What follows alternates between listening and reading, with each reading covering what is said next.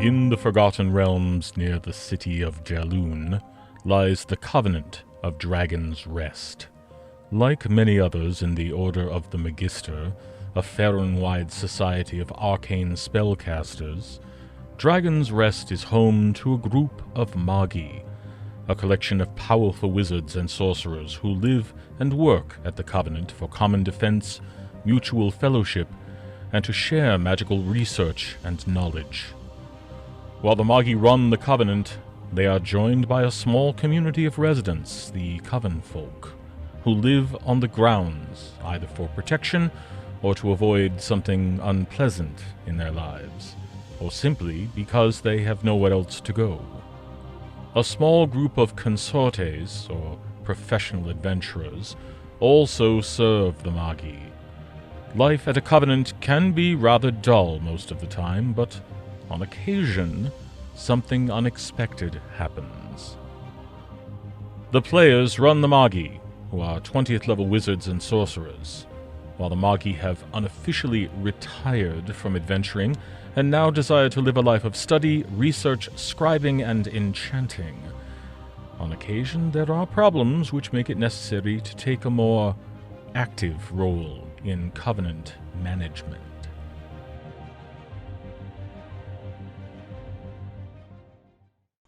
Hello, everybody. Welcome back to game number 2. For the... How do we tell everybody who might be watching that they need to, start watching again? Mine's still on. I didn't have to refresh. I did. Oh. Or I did refresh.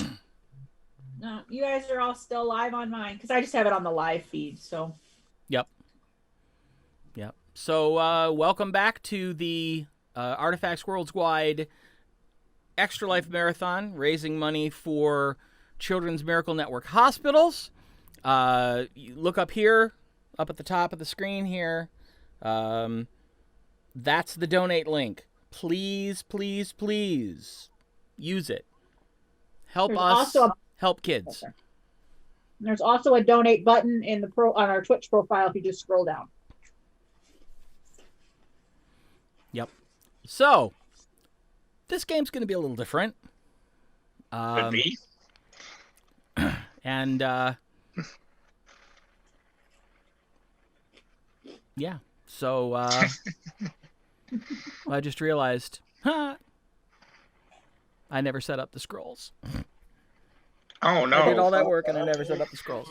It's all right. Oh, no. Well, buddy, tell them what you wrote. Well, some of it's a little bit in my introduction here, but I was hoping that they would have at least a little bit of information. You actually can find some of it out if you go to www.artifactsworldswide.com, click on news, and you will find kind of a very little summary of each one of the games that we're running, including mine. I'm running the game that's called Mystery at Dragon's Rest. I'm hoping that you guys are going to kind of hang with me. Again, I've been a game master for a very, very long time. My name is Buddy. I'll be the game master. I've been a game master for a very, very long time, but this is the first time I have ever game mastered on Twitch. This is also the first time I've ever game mastered 5th edition Dungeons & Dragons. Played hundreds of times. Never actually game mastered this before. So if you're a rules lawyer, I'm sorry. I will probably have some issues, and it may take me some time to look up rules that I'm not super duper familiar with, just to let you know. But what we have here essentially is this adventure takes place in the Forgotten Realms. The year is 1489, Dale Reckoning. Outside the city of Derloon, there is a small place, covenant of wizards called Dragon's Rest, and that is where we're going to be setting this game. Covenants are organizations of wizards very powerful wizards usually, who've kind of sort of retired from adventuring and have gotten together to mutual defense for, researching spells, things of that ilk, kind of to let the younger folks take care of the messy adventure stuff. Of course, every once in a while something happens that requires what we call the magi. That's what they call the wizards that run the Covenant. The magi requires them to take kind of a more upper hand when it comes to Covenant management. The magi all belong to a worldwide order called the Order of the Magister, which is kind of a society of wizards all throughout Faerun. And they have certain rules and certain sort of a code that they have to abide by. But other than that, the magi are basically in charge of their own covenant. And there's dozens upon dozens of covenants all through Faerun. Everybody in the game is a wizard. I don't think we have any sorcerers, so I believe all the players that we have here are wizards. Everybody is 20th level. So they're powerful wizards. How about if we just go kind of around the bend very quickly, and if you would say already? Yeah, yeah. Oh, We're going around the bend already, really? Okay. Yes, we are. Say your name, if you would, please, and then your character's name, and maybe a little something about it. For instance, what you specialize in, what race you are, and if there you have anything else that you want to introduce your character as at this point. Why don't we go ahead and start with you, Mike? So I'm playing a 1 million year old half elf.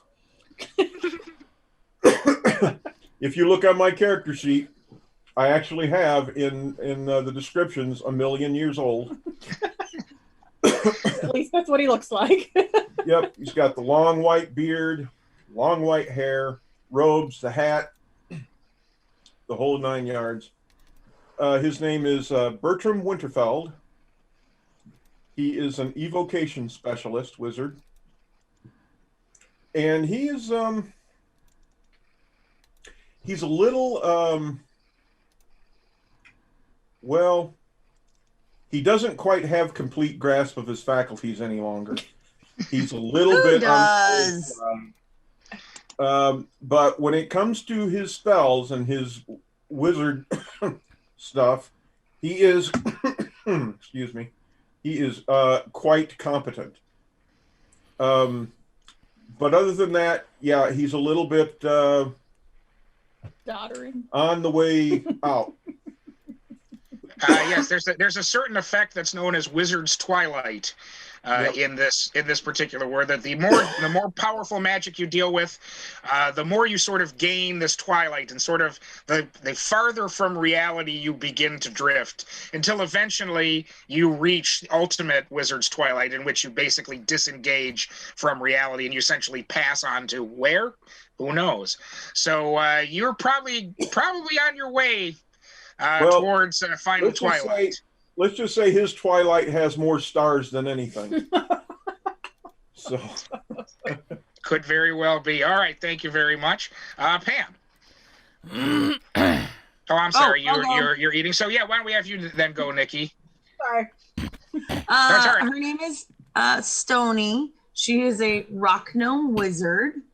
She was born under one of the blessings that they have like every 500 years in her clan, and she was born like a stone gray, like a granite kind of color, but she's sparkly, and she has hair the color of kumquats, which is like a kind of a fancy orange. It's really pretty. She is like a tinkering gnome. She is always trying to perfect things, all things mechanical. She's always happy, kind of socially awkward. Loves to be working in her shop. That's pretty common for wizards, is to be socially awkward. They very often don't deal with reality well. So she's currently working on her life's work, which is a series of tomes related to a specific field of lore. And her particular one is why the trebuchet is better than a normal catapult. And she also has a marmoset named Chet. But if you really want to think about it, it's spelled Shay, like trebuchet. Uh-huh. And what's your specialty? What is your wizard specialty? Chaos? I don't You are an enchanter, are you not? I think so, yeah. Yes. Okay. There you go. That's what I was looking for. I have a little tiny necklace that's also a trebuchet. 2 charms, one of my god, and one of a little tiny trebuchet. Okay. There you go. Trebuchet it is. All right. Pam, are you all set? I am ready. Sorry about that. No, that's quite all right. All right. So Faylinn is an elf. She is a moon elf. She has dark black hair, and her eyes are a very pale blue. She is a Bladesinger as her specialty, so she is a martial wizard. Always has her sword at her side along with her magic components and focus. So she enjoys all of the same studying and all of the wizard stuff, but she also likes to get out into the field in the Covenant and practice with the troops at times, and just to keep her martial skills up to snuff. All right, kind of a rarity for most covenants. Most covenants, they don't have a whole lot of martial style wizards. So that's kind of a unique thing with your covenant. Right. Well, and I think because she's an elf and has such that long lifespan, the studious part is still there, and she has that long life to devote to both study and to combat. Absolutely. All right. Thank you very much. And Jeff. My character's name is Nocturnum. He, at first glance, many take him for a zombie. Ooh. He has no hair, gray skin, completely black eyes. Is very gaunt, moves rather slowly, and is usually rather still when he's not actually engaged in something. He has had many familiars throughout his life, and his goal is to discover how to maintain the familial bond when they have died and been brought back, so to speak. All right. So you are a necromancer then, are you not? Oh, no, I'm an abjurationist. No, yes, of course I'm a necromancer. And do you have any servants? Not at the moment. Not at the moment. Okay. Nope. All right. All right. So I made a deal with the Covenant that I would never animate any Covenant folk, and I haven't been outside of the Covenant in quite some time, so I don't have anybody to make a servant. Okay. Fair enough. He's just waiting for Bertrum to kick it. Kick it. Dun-dun-dun. Oh wait. And he too is relatively close to his Wizard's Twilight, but his Wizard's Twilight will be Lichdom. More than likely, yeah. More than likely. All right, so that's our troop. So then, if everyone has their character sheets and their dice, and if you at home are sitting comfortably, we shall begin. In the year of the warrior princess, about half hour's walk from the merchant city of Derloon in the kingdom of Sembia, lies the Covenant of Dragon's Rest. Here you have gathered for common defense, mutual fellowship, and to share magical research and knowledge, to live a life of quiet contemplation, spell study, magical theory research, and enchantment. Or, at least that's the plan. The code of the Order of the Magister gives you plenty of leeway in running Dragon's Rest as you see fit, with the primary goals of personal enrichment, governing the community that has gathered at the Covenant, adding to the repository of magical knowledge, and for the betterment of arcane magic throughout Faerun. Dragon's Rest consists of a walled compound, which is manned by hired guards known as Grogs, who protect the Covenant night and day. There is a gate leading in and out, above which is a bas-relief depicting a large sleeping dragon. Inside the walls, there are a series of cottages, cabins, and other meager dwellings where the coven folk live, a well for water, a building that contains a kitchen, larder, and dining area, a library, one you constantly wish had a larger selection of books, several small shops, including a blacksmith, a tanner, and a clothier, a gathering hall for special events, and a large stone keep, the true center of the Covenant. This keep, formerly a religious monastery, was purchased by the Order for your Covenant when the Covenant was established about 50 years ago, meaning that your Covenant is a fairly young Covenant. In the keep, each one of you has been allocated a separate bedroom, a private laboratory, a cloistered study, and a personal library. The keep has a great hall where you hold your meetings, as well as quarters for your consortes, which are sort of like professional adventurers, and a pair of large towers to house guests. These towers have been a hive of activity recently, as the Covenant is soon to play host to an annual event, an important one in the social calendar of the Order. The Honorable Merlithus Malefor, the High Quasitor of the Order and Supreme Judge of your tribunal, will soon be celebrating his 200th birthday. On momentous occasions like this, the High Quasitor takes a break from sitting in judgment over the Order's legal disputes to engage in what he really loves, which is to encourage young mages, alchemists, and artificers to create new magical items in an annual contest of invention and enchantment. Whichever creation interests the Honorable Malefor the most will enjoy a full research grant by the wealthy judge for life, a sort of Faerunian version of Shark Tank. This celebration and contest is to occur in 3 days' time, with the arrival of the High Quasitor scheduled for tomorrow. This means getting the Covenant ready for the contestants, their entourages, and of course the Quasitor himself.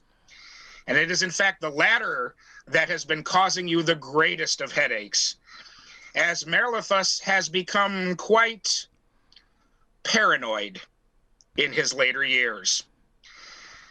You imagine that someone who has ruled over numerous wizards' disputes for over a century has made the High Quasitor a number of enemies. That being said, the Quasitor has made several polite requests as to how his room is to be set up. And in the interest of maintaining goodwill with your order, read that as you really didn't have much of a choice but to comply, you have jumped through all of the Quasitor's significant hoops in fulfilling his abundant petitions. The Quasitor will be staying alone in the windowless room at the top of the keep's tallest tower. You have taken care to see that room has been heavily magicked to prevent anyone from entering it using teleportation, portals, or gates. The floor, ceiling, and walls surrounding the room cannot be transmuted or pass-walled, can't be crossed ethereally or astrally, and beings either magically size-altered, shape-changed, or polymorphed will immediately revert to their normal forms if they try to enter the room. In addition to the numerous other magical protections that the Quasitor and his cabinet themselves will be providing, they have also requested that the only way to enter the room is through a solitary locked door, for which Cyril, the Covenant's locksmith, has created only one key, which must remain in the Magi's possession at all times at the Quasitor's request. You have 4 consortes at your disposal. There is Hinga, a female half-orc barbarian, Myatar Sharpkey, a male drow elf rogue, Dawnbringer Owen, a male human cleric of Lathander, and Steel Longstaff, male human multiclass ranger druid. Your autocrat, a sort of manager of affairs, is named Pious, and they take care of the day-to-day activities at the Covenant. The eldest among you, which I believe would be Bertrum, is the current speaker, which sort of acts like a chairperson of sorts at Covenant meetings. The speaker normally changes every 7 years, but right now it is currently the eldest, and that would be Bertrum. In addition to the magical items you have chosen for your characters, each of you also have 3 potions of healing personally available. The Covenant itself has 4 potions of greater healing, which are in the apothecary. It is the night before the Quaesitor's arrival. Where are you, and what are you doing this evening? Let us start with Nocturnum. Nocturnum is in his laboratory. Well, I have to say it right with that voice. He is in his laboratory. I was just going to say, late one evening. I was working in the lab late one night. That's all we got. Right. And we're done. Thanks, everybody. What exactly are you doing in your laboratory this evening? Continuing to attempt to forge a familiar bond with an animated creature. I currently have an animated owl. Okay. All right. And I'm attempting to modify the Find Familiar spell to allow me to connect with it as I could were it still alive. Okay. All right. Let's see, Pam. Chewing. Again. Again? All right. Then let's go with Stoni.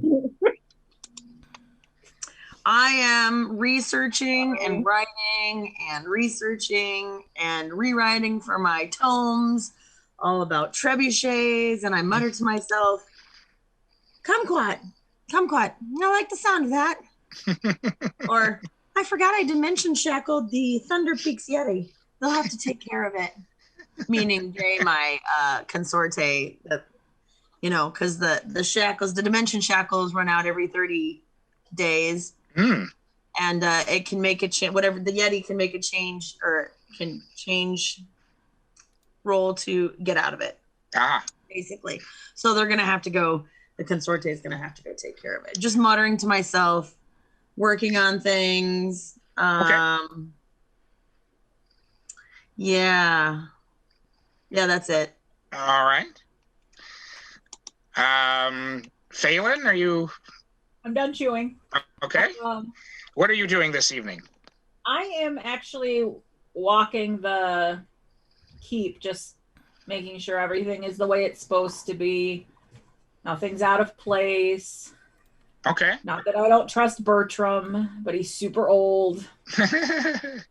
Sometimes he forgets. So I'm just doing a last kind of walkthrough. Okay. So walking through the grounds of the compound?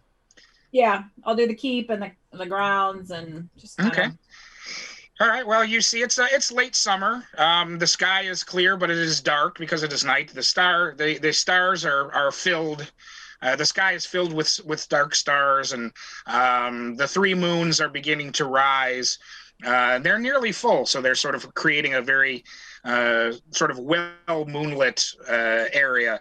You see the walls all around you, and the grogs are walking the parapets as they normally are, paying attention. You see several grogs currently guarding the open front gate. The cottages and the cabins and things all that dot the compound. Most people have sort of retired. There's a few people out wandering about their daily lives, but most people have sort of entered their abodes and sort of ready to bed down for the evening. So sort of curly, dark smoke coming from some of the chimneys and things. There's quite a hive of activity, however, in the event hall, is because that's where there's going to be a big reception for the Quasitator after he arrives and is settled in, of course. That's what you see in the combo. Nothing else out of the ordinary. Bertram. Bertram, he's down, and he walks into the kitchens. Now, Okay. I mean he's got his staff. Click, shuffle, shuffle. Click, shuffle, shuffle. Okay. And it walks into the kitchens, and he's like looking around. Okay. As though he's looking for something, and starts going through the pantries, opening up lids and closing them, and looking at stuff. Okay. There's quite a few people in the kitchens. They're cooking, getting all the food ready for tomorrow, of course. Yeah, he's completely ignoring them. Yes. Probably getting in the way. Yes, and in fact, at one point, the head cook, she prefers to be called Mrs. Hillingham, sort of walks over to you and says, "Can I help you, dear?"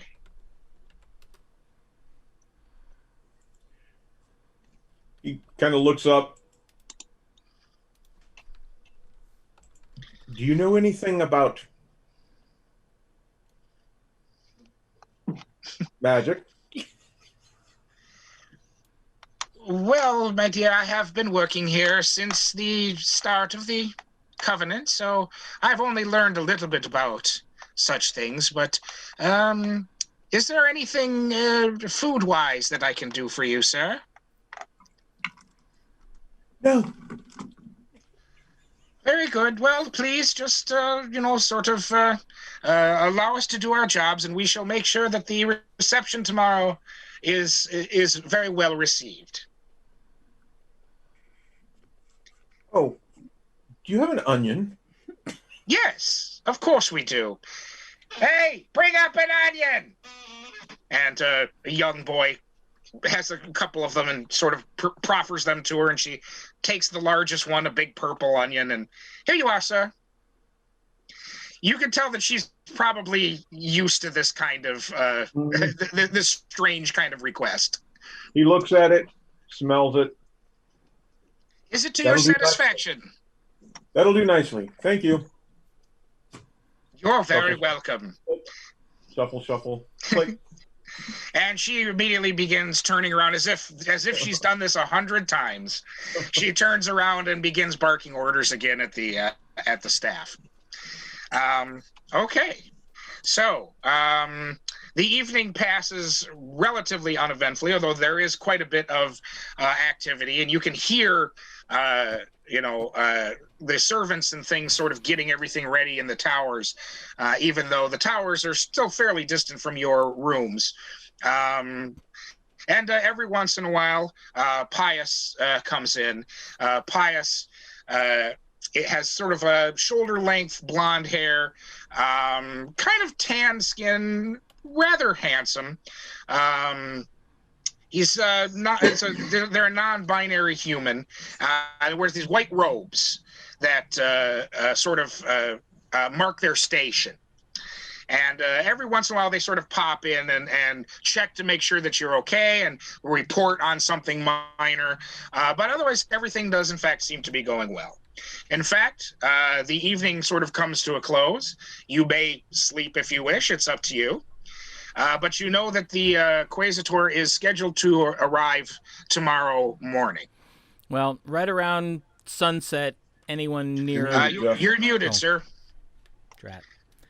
Right around sunset, anyone near Nocturnum's room hears a couple arcane words. There's a bright flash, and then there's cursing in a language most of you don't know. If you speak Infernal...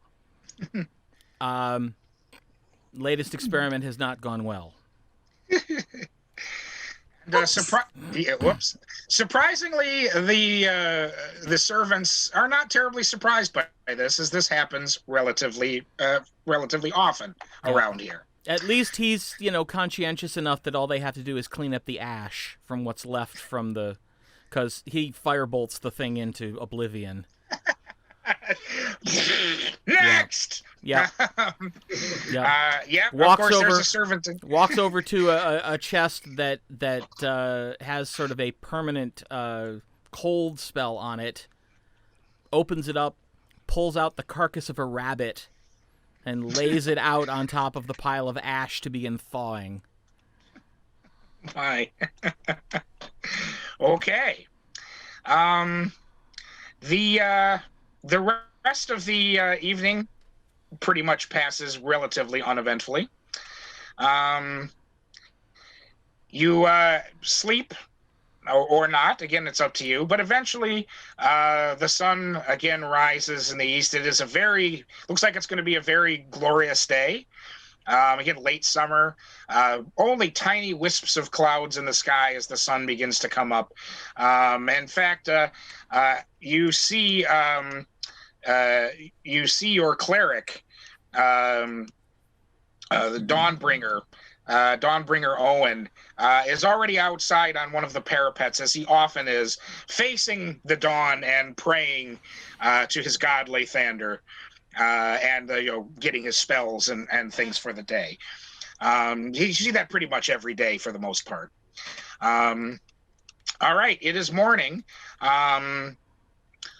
Eventually, a little earlier than you expected, actually. The guards at the front gate sound the horn that they sound whenever there are visitors that arrive. And let's see, are any of you currently outside, or do you go to the window or something to see what's going on, or what do you do when you hear the horn? Bertram will, he's in his lab, but then he looks out the window to see, and he will use, is it prestidigitation that you can amplify your voice, or is that something else? No, prestidigitation can do that. Okay. He looks out the window, uses prestidigitation to amplify his voice and say, "Knock it off! I'm studying up here." And again, a few people turn to look at you and then go back to whatever they were doing. Anybody else gonna take a look, or? Look. Okay. I go walking down out of the tower out into the courtyard. Okay. All right. I will look out my window. Okay. Stoni and Faylinn? I'll walk out. Okay. Those of you who are outside and are looking towards the gate, you see apparently what is Merlithus's caravan arriving. You see what appears to be a large black wagon covered. While there are windows, you cannot see in them or through them. It is a very large wagon. It looks like something that almost you would transport troops in.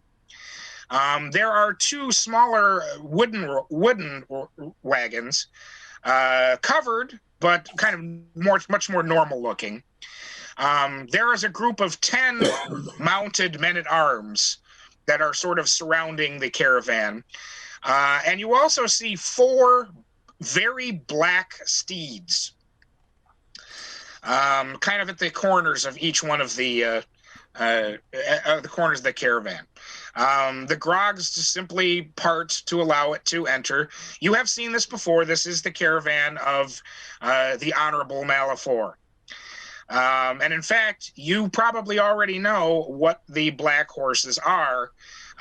In fact, you immediately see them shapeshift into humanoid form. Now where the 4 black horses were, you now see 4 humanoids. Their actual race you're not sure of, you've never been sure of, but you recognize them as hoplites. They are basically enforcers of the order. They are guards and enforcers that are basically elite combat wizards, or sorcerers, which you believe they are in this case. They are completely draped in black cloaks. Their faces are covered with black scarves. And you see that they actually are not walking upon the ground. They seem to be floating about a foot or so off the ground. And they sort of immediately surround the black caravan, the large black wagon, which then opens up, and you see several humans and other forms of humanoids walking out, including the rather ancient-looking man you know to be the Honorable Malithor. He has apparently arrived, and you see one human who you recognize as essentially the head of staff, the chief of staff of Merlithus, and he will be the one you're going to be dealing with the most. That would be a man named Terrence Exeter. Terrence, he is human.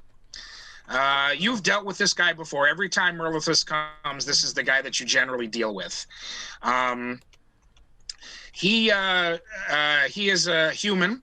He has sort of long, dark hair, which he keeps in a ponytail. Hair sort of graying at the temples, but you know that he has very deep lines in his face.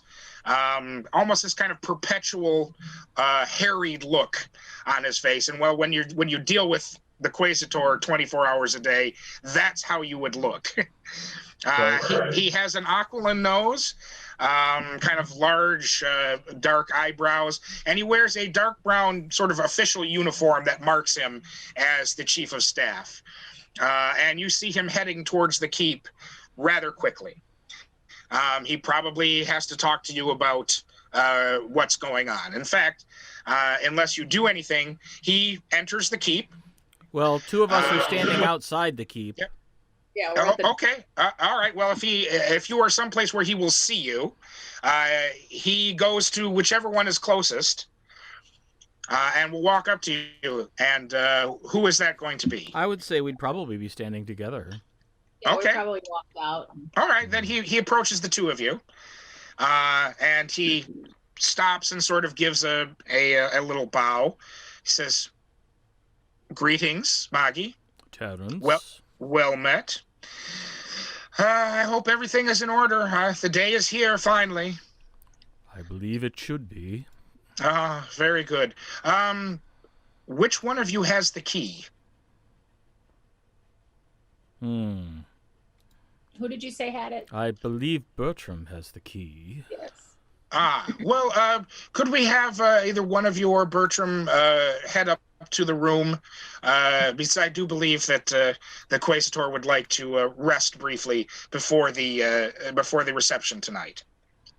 Perhaps one of us should get the key, otherwise he won't be able to rest till tomorrow. Oh, that won't do. That won't do. That won't do at all. I cast just quickly. He doesn't have much of a sense of humor. Quick flick of the fingers and cast message, and say, and just quickly say, Bertrum, Merlithus is here. Throw the key out the window. So that's the message you get, Bertrum. Who?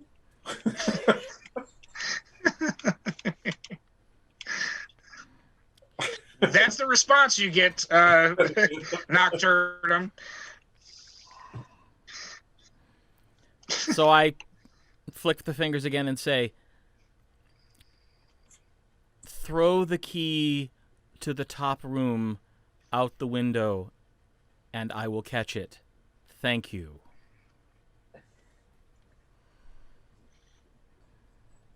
With that, the little object comes flying out the window. All right. Okay. I wait till it. I wait till it hits the ground and then walk over and pick it up because I'm not stupid. All right. He says, very good. If we could meet you up there as quickly as possible, I think. And he looks over to the caravan. He notices that Merlithus seems to be having some kind of a strange conversation with the hoplites right now. He says, "Oh my. Oh, that looks like something I'm going to need to deal with. Could we just meet you up at the room at your earliest convenience, sir? We'll head there now. Thank you. Thank you very much. I take my leave of you. And he turns around and begins to walk at a rather quick pace back towards the wagon. I do not envy him his job. Yeah, this guy, I mean, this guy really makes paranoia into an art form. And He seems to be well suited for it, though. Can you imagine him doing any other job? No. No. I have trouble imagining him doing this one. I slowly turn and begin to walk back into the tower. You know, like I said, Nocturnum doesn't move very fast. Okay. All right. I'm not in a hurry. Okay. All right. Are you going to go to the tower as well? Up to the room with him, Faylinn, or? Yeah, I won't subject him to this by himself. Okay. All right. You guys both go up to the room. Takes a while to climb all the way to the top of the tallest tower in the keep. Sure. But you do eventually make your way up there. It's a lot of steps. But the keep is, or that particular tower, there's not really, as tall as it is, there's really not a whole lot of rooms in it. And that is sort of by design. Again, this used to be a religious monastery. So it was set up to be cloistered. Which is great because this is why you can set the Quasitor at the top, because it's very isolated. That room up at the top, there are of course no windows into spin magic as I described. There is sort of a larger room beneath that. It is the only way to get up to the top is through that room. That's the only way that you can go. There is another room beneath that, which you know that Terrence will be occupying tonight. There are 2 guest rooms beneath that immediately. Those have been requested to remain empty. The only other room at the tower is basically in the basement. That's where your wine cellar is. You have a wine cellar in the basement, which you can enter through the keep. The wine cellar is not only the place where you store the wine, you have something that not a whole lot of other covenants have. You have a wine master that actually lives in that particular room for the most part, or at least that's where he seems to stay. In fact, he's basically been here since before the keep belonged to the covenant. His name is Mott Vinnerson. He's very old. He's fairly senile, but nobody knows wine better than he does. It was sort of an unwritten rule that when the order bought the keep from the religious order, that he would be allowed to stay on and continue living there and continue acting as the wine master. And, well, very few covenants have a wine master, so you didn't have any problem with it. He does have a young wine steward that does most of the work, whose name is Ian, who's a much younger human. He's the one that sort of does all of the physical stuff, but nobody knows wine. Nobody knows wine like Mott.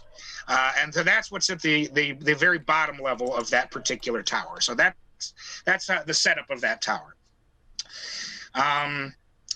You let's see, Nocturnum and Faylinn, you wait up there by the room for quite some time. Eventually, you hear somebody coming up the stairs. You've heard this enough time; you'd recognize by the gate that it's Terrence. Terrence comes up, and well, he looks a little bit paler than he normally does. He says, What's wrong? Forgive me, friends, but I'm afraid, I'm sure you've heard this before, I'm afraid that His Honor does not feel safe and will be staying in the wagon until the reception. My apologies for asking you to come up here. He will, of course, need to be allowed in tonight, as this is where he will be sleeping. But he's not doesn't feel safe. So he will be remaining in his wagon until the reception tonight. I'm very sorry. Out in the open in the wagon? He won't be sleeping. He'll be sleeping up here in this room. So if we could return when the reception is over to let him in, that would be great. But he's not coming up here now. I'm shocked. Yes, I know. So he wants to stay out in the open in the courtyard in his wagon. That's safer. Well, he's guarded by his guards and his hoplites there, and of course he has various magical spells that he uses to guard his particular wagon. His wagon is actually rather well defended. No, I don't, of course, wish to cast any aspersions on your covenant. Please forgive me if I have done that, but it is his honor. That's the way he feels. You understand, I hope. Not at all, but of course we'll comply. Well, I appreciate that. Thank you. I guess I will see you at the reception. After the reception is done and his honor is ready to retire, if one of you could meet me up here with the key, that would be very nice. Thank you. And he turns around again and begins walking hurriedly down the stairs.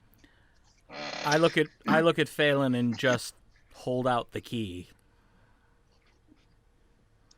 We just cast a mansion for him and he can sleep. I'm not making this climb again. Okay, you're going to take the key, Faylinn? Yeah. Okay. Unless anybody has any other plans for the day, let's go ahead and move forward to the reception. I slip the key into my bag of holding. Oh, okay. All right. Not on my person. All right. Very good. Very good. Okay. The reception begins in the evening. It's not meant to be an enormous affair. There's going to be light refreshments served. This is the part where the contestants will be first meeting together, unless they've known each other before, which may be the case, but they very often come from all around the area, in fact, all around Faerun in some cases. This is a big deal for inventors, for enchanters and tinkerers of all kind. This is a big deal because this guy is rich, and if he likes your invention, you're pretty much set for life. So people really come out of the woodwork for this thing when they can, but it is very difficult to get in. So there's really not a whole lot of contestants. In fact, this year there are only 6. But there will be 6 people, and they have small entourages with them. Of course, all of this has to be cleared through Terrence's office, which of these they have been. But this is their sort of chance, their first chance to meet the Honorable Malefor. So it will be a very short affair, most likely, knowing the judge, knowing the Quasitor himself. So there'll be light refreshments. But as a function of the covenant, you guys are sort of expected to be there. So we begin at the reception. You are in the event hall, where everything has been set up, and it looks fairly nice. There have been tables set up around the room. Sort of a few chairs and other places to sit have been brought in from the storeroom. There are sort of small areas of food that have been set up, and various servants are coming in and out to sort of flip the food. And there is some light beverage refreshments, including some spirits of some kind, which every once in a while you see someone just kind of get a new one. But there are a few grogs also in the area, at least those that have passed muster from the Quasitor. The Quasitor will be bringing his own men-at-arms.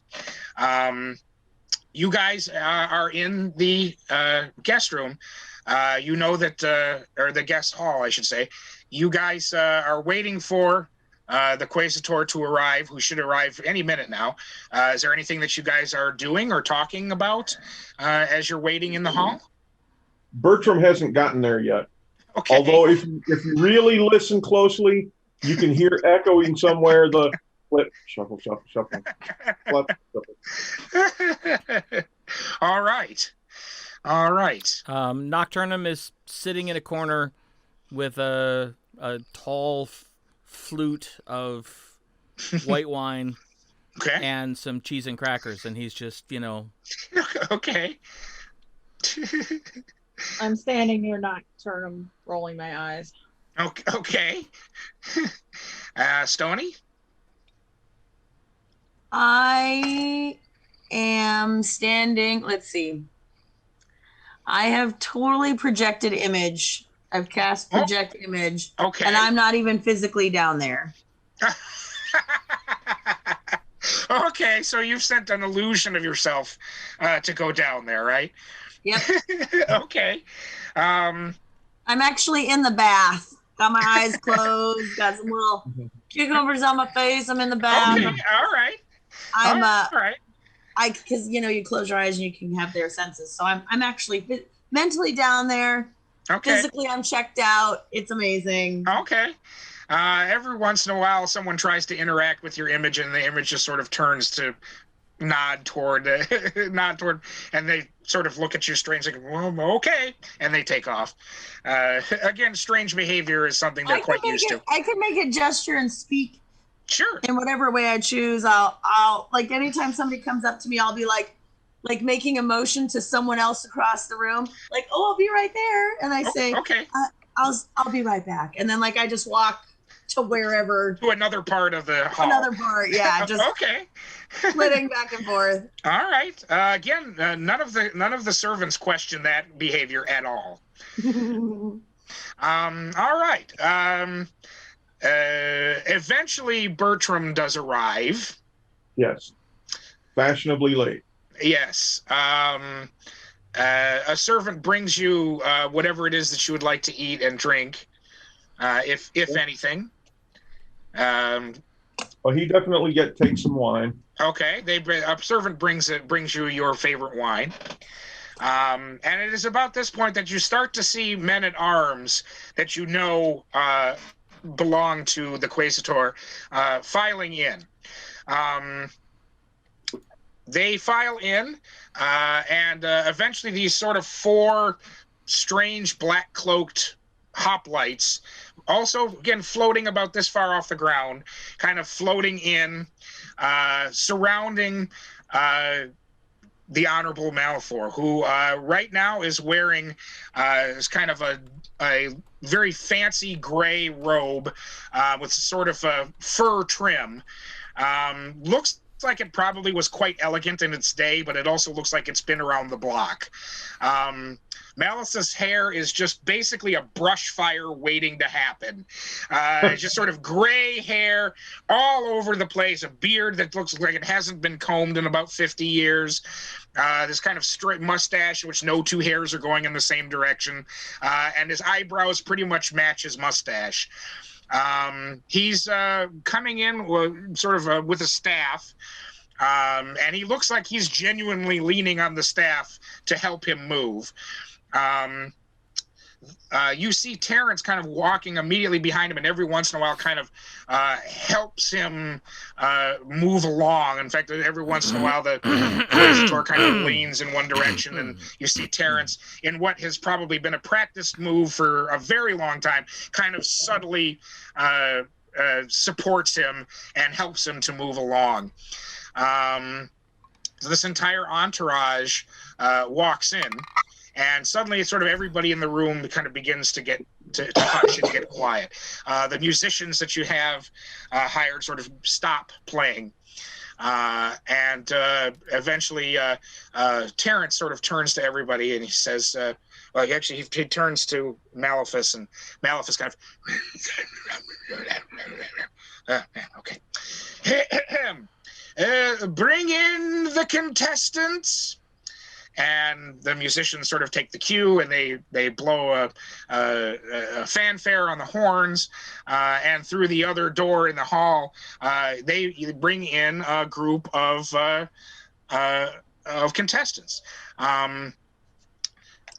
This is who you see coming in. You see what looks like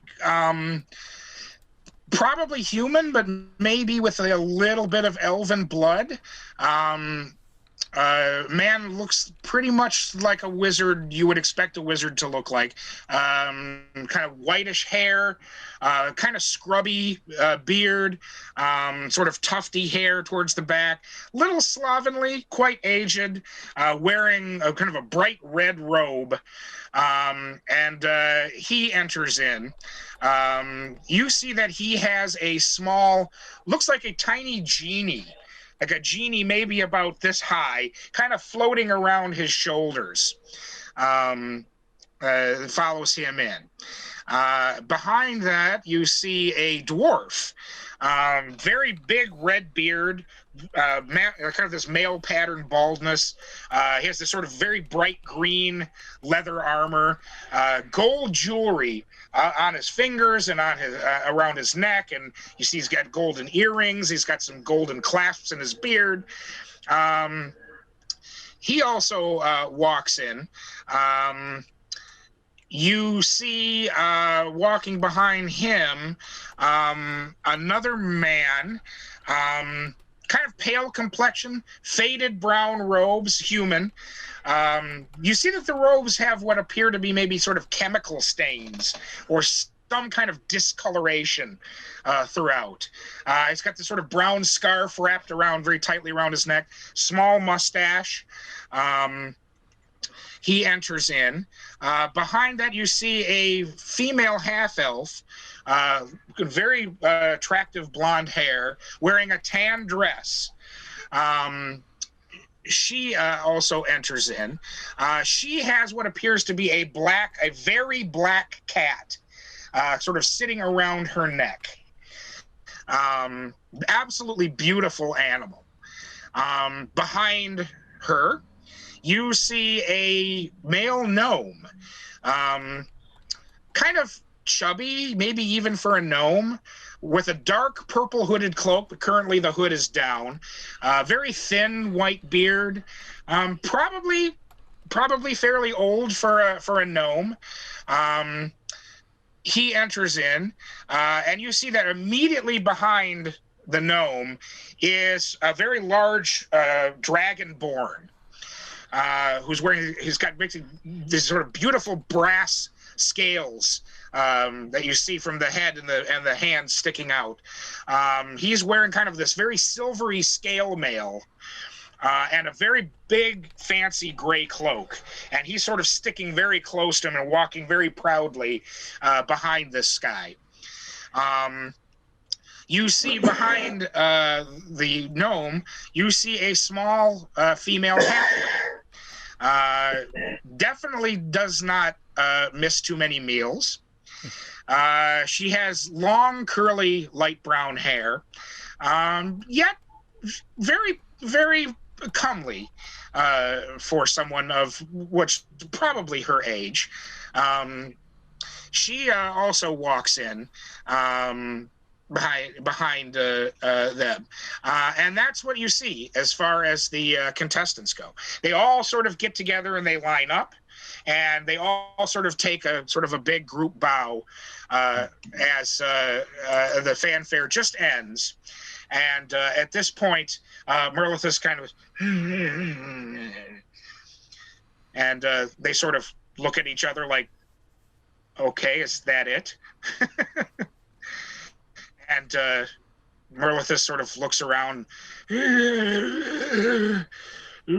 Welcome and good luck. And then whispers something to Terrence. He goes, thank you. We will see you for the contestant. We will see you for the contest the day after tomorrow. Thank you. And the entire entourage begins to leave. And you can see that the contestants are like looking at each other like, and the musicians are sort of like, and they start playing because they don't know what else to do. Bertrum kind of leans over to you guys and he's like, I remember this being a lot more entertaining. It used to be. The musicians play kind of a little ditty, but you can see now after the entourage leaves, some of the other folks in the area just kind of start filtering out. Some people take a couple extra drinks and stuff some food in in his pocket or something, and then begin to depart. You can see that the contestants are kind of looking at each other quizzically, and then they kind of start breaking up. Not really sure what to do, but they look like they're probably going to be leaving. I am going to, like, if the Malfour leaves, I'm gonna try to kind of like trail behind my illusory thing. I'm gonna trail behind him. Okay. But I'm also going to begrudgingly get out of the bath. I know where everything is because I've done this many times. Like I grab my towel with my eyes closed and I'm like getting, oh my God, and I gotta get my robe. And so I'm gonna try to do all that. Okay. So I can get down there pretty soon. Okay. As soon as Merlithus leaves, I'm just kind of I give Faylinn a glance and get up and walk over to the contestants. Okay. Some of the contestants look like they're kind of making their way towards the door. They haven't left just yet. Is there anyone in particular you want to talk to, or do you want to address them all? Or? I was just going to address them all. Okay. Bertram follows Nocturnum. Okay. Ladies and gentlemen. And they pretty much stop and sort of turn around and look in your direction. They see a zombie, and it's disconcerting. And Nocturnum as well. Yeah. Yes. Yes. Please forgive Lord Merlithus. He is not an idiot. You get a couple people laugh when you say that. What he said. And when you guys say that, you almost can feel there's sort of a tension relief that you can almost feel wave through the room when you guys say that. Just know that we are looking forward to your demonstrations. Agreed. And they sort of look at each other, and the wizard speaks of the man in the red robe speaks of, thank you. That's much appreciated. We were a little concerned. The contest is still on, yes? Yes, it is. Oh, very good. Thank you. Thank you very much. We're looking forward to working with you. Have a pleasant evening. Thank you. And everybody else is sort of, oh, thank you, and either bow or somehow acknowledge you're addressing them. And they definitely now turn to leave en masse. I look at Bertram and say, you know how I despise this sort of thing, but I will not let him cast aspersions on our covenant. Well, I'm not going to let him ruin 6 people's years of research. I know how hard that is. Yes, we all do. And good. And if I can help, say the word. Why don't we just fund their research? I don't believe our coffers will allow that. Merlithus's coffers are much deeper than ours. What's the prize money? It's a lifetime research grant. Yeah, it's a lifetime research grant. Well, you said it was enough money that would last them their lifetime, but you know. Oh, it's a research grant. They can pretty much create whatever they want. They can mass produce whatever they've invented, however they want to use it, and it's more money than they would get anywhere else. Bertram, can we apply for this grant too? Technically. if you come up with something clever, I suppose so. What's his name is super old. It's not going to last that long. while you guys are talking, pretty much everybody else has left the guest hall at this point. So the wait staff are beginning to clean up the food and things. At one point, you see Myatar. This is one of your consortes. He is He's the rogue. Yep, he's a full drow elf, which explains why he's probably at the Covenant, because there's very few places a drow elf that is not evil could go. He's probably my favorite of the consorte, by the way. With you, probably. You see him actually enter. He's got a sort of dark brown cloak with his hood up as usual. But you recognize him, and he sort of enters. Masters. Wave him over, and it's the only time you see a slight smile on Nocturnum's face. Myatar comes up to you, and again, he sort of nods a little bit. Masters, I beg your pardon, but I have been sent by Terrence. He says that the Quasitor is ready to retire, and if the one of you who has the key could come up to the room and let him in, he would most appreciate it. That would be me. I would be glad to take it myself, but they don't want me to. Yes, they don't know talent. That's clear. You are too kind, Master. Very well. Is there anything you'd like me to do? And he sort of looks around, his kind of bright white eyes.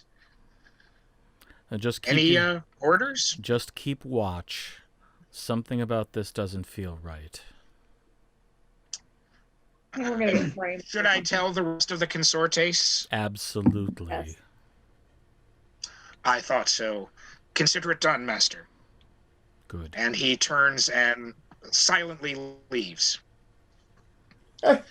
He's a good kid.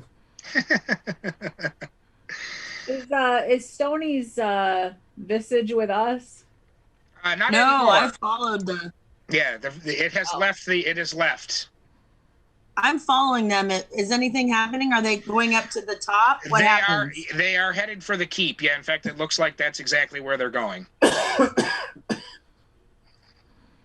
Okay, so is our quarters up that tower? Like, am I gonna walk by myself? No, you have your own you've got a whole sort of little section of the keep all to yourself. The towers are basically reserved for guests. Okay, so have they noticed me? Do they know that I'm following along? They don't seem to be paying any attention. If they've noticed you, they're not doing anything. The entourage is returning to the keep, and Stoni is getting dressed, right? After coming out of the bath. And Faylinn, you have the key. Yes. Yes. And I'll I take it. Oh. say the Nocturnum and Bertrum before I leave. Okay. I am. He said he didn't have a good feeling or whatever, and yeah, I just nod and agree, and we're getting set up for something. Yes. And I turn and walk up the stairs or head up to the tower. Okay. Well, I hope not. So- I got an experiment going on. Okay. My next experiment should be thawed just about now. I am going to finish getting dressed. I'm going to drop my image. Okay. And I'm going to teleport to that room below Okay. the other room. Below the other room. Okay. So that I assume that's where they're headed. Like, there's only one way to go. That's the So I'm only way gonna that you get up. Yeah. I'm going to teleport over to Okay. the other thing. And I actually have Cape of the Mountain Blank, I think is what it is. Okay.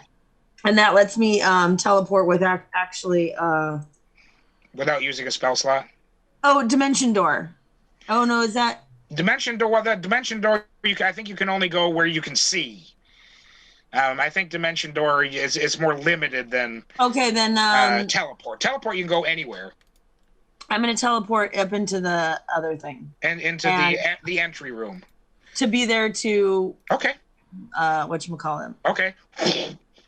You instantly appear in the entry room. It's rather plane. You can see that there's the stairway coming up from below. Oh, and actually, then there's a very short stairway. she can use Dimension Door.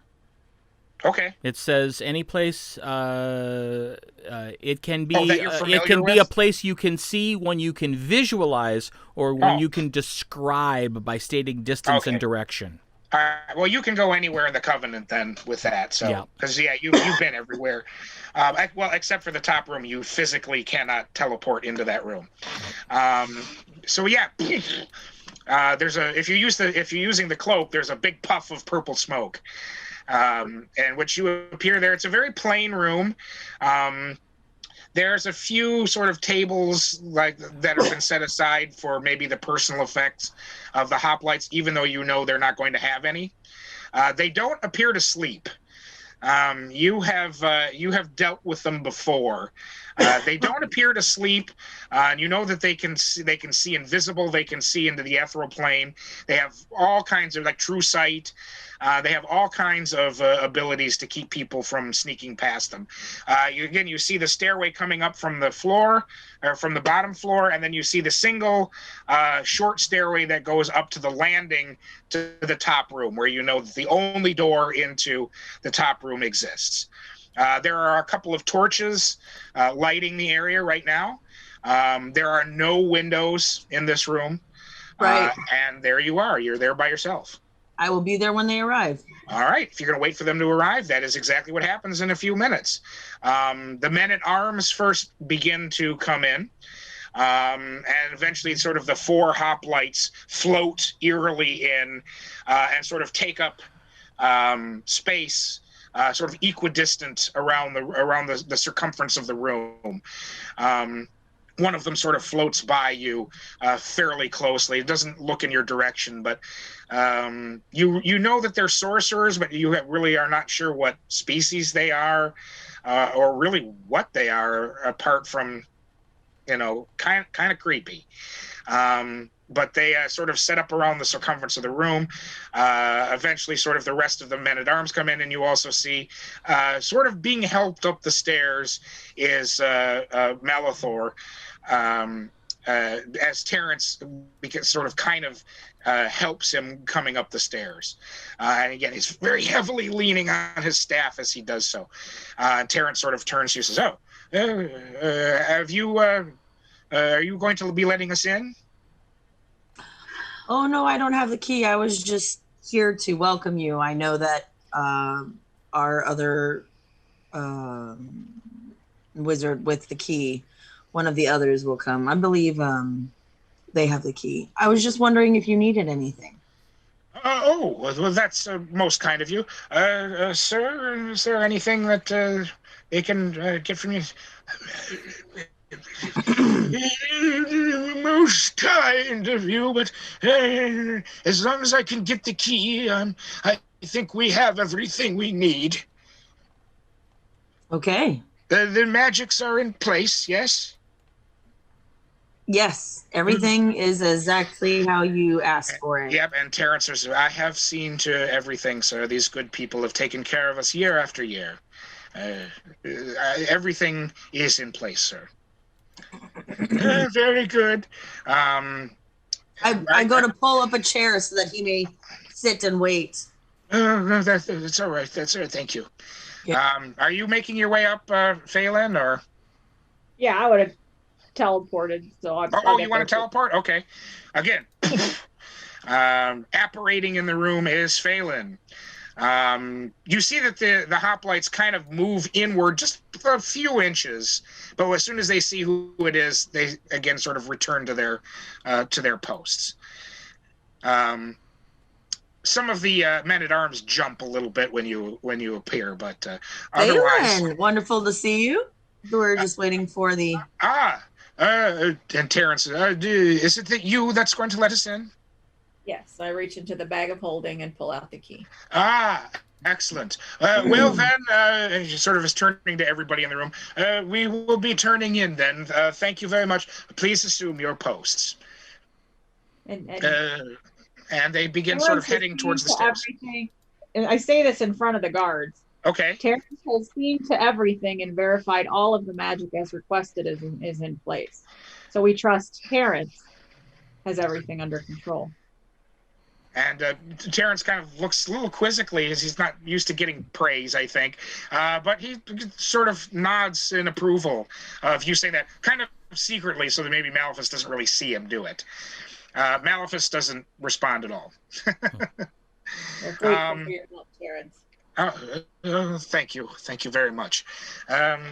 So they are head up the stairway, and if you'll join them, you see a single door. It appears to be a simple oaken door bound in iron, with just a single latch and a keyhole. You know that there's actually much more to it than that, but that is how it appears. And only Terrence and Maleficus come up the stairs and are waiting there at the landing. Open the door. Okay, take out the key, click, and the door opens up. Within, you see basically a plain room. The only thing essentially in the room are a 4-poster bed, kind of pushed along the wall to the right of the room. Maybe about a third of the way through the room, there is a small table. Again, probably set up for personal effects or something like that. There's a few torches lit in sconces around the room, and there is literally nothing else. I'm going to cast See Invisibility quickly and just look around the room.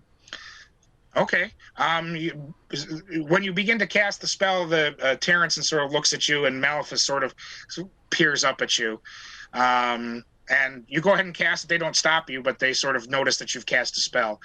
I'm sure they know exactly what it is, too. Yeah, well, certainly, the Quasitor does. You peer in with See Invisibility. Nothing is out of the ordinary.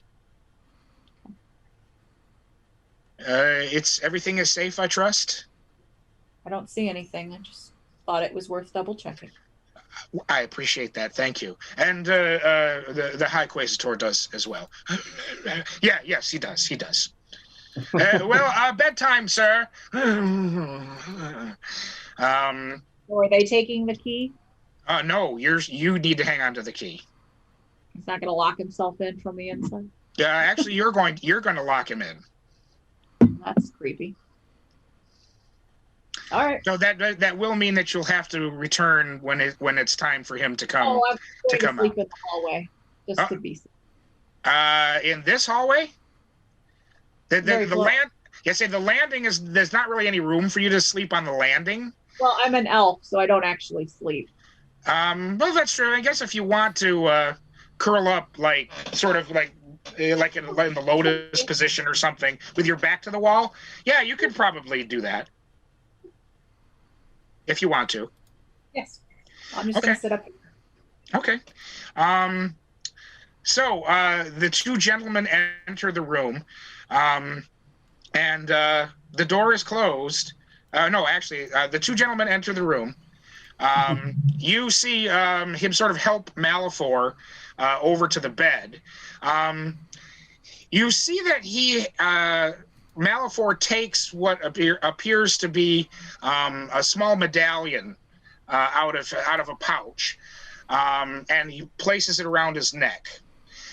He sort of takes off the robe that he was wearing, kind of leans his staff up against the wall, and sort of help to sit down onto the bed. You see Terrence sort of get him ready, helps him take his shoes off. He moves to the middle of the room, and he produces what appears to be a candle holder with a candle in it. And there's sort of a big glass hood over the top of the candle, like something to prevent it from blowing out accidentally, that kind of thing. He places the candle literally on the floor in the middle of the room. He waves his fingers, and the candle alights, which kind of now starts to spread a kind of a very light tallow scent to the room.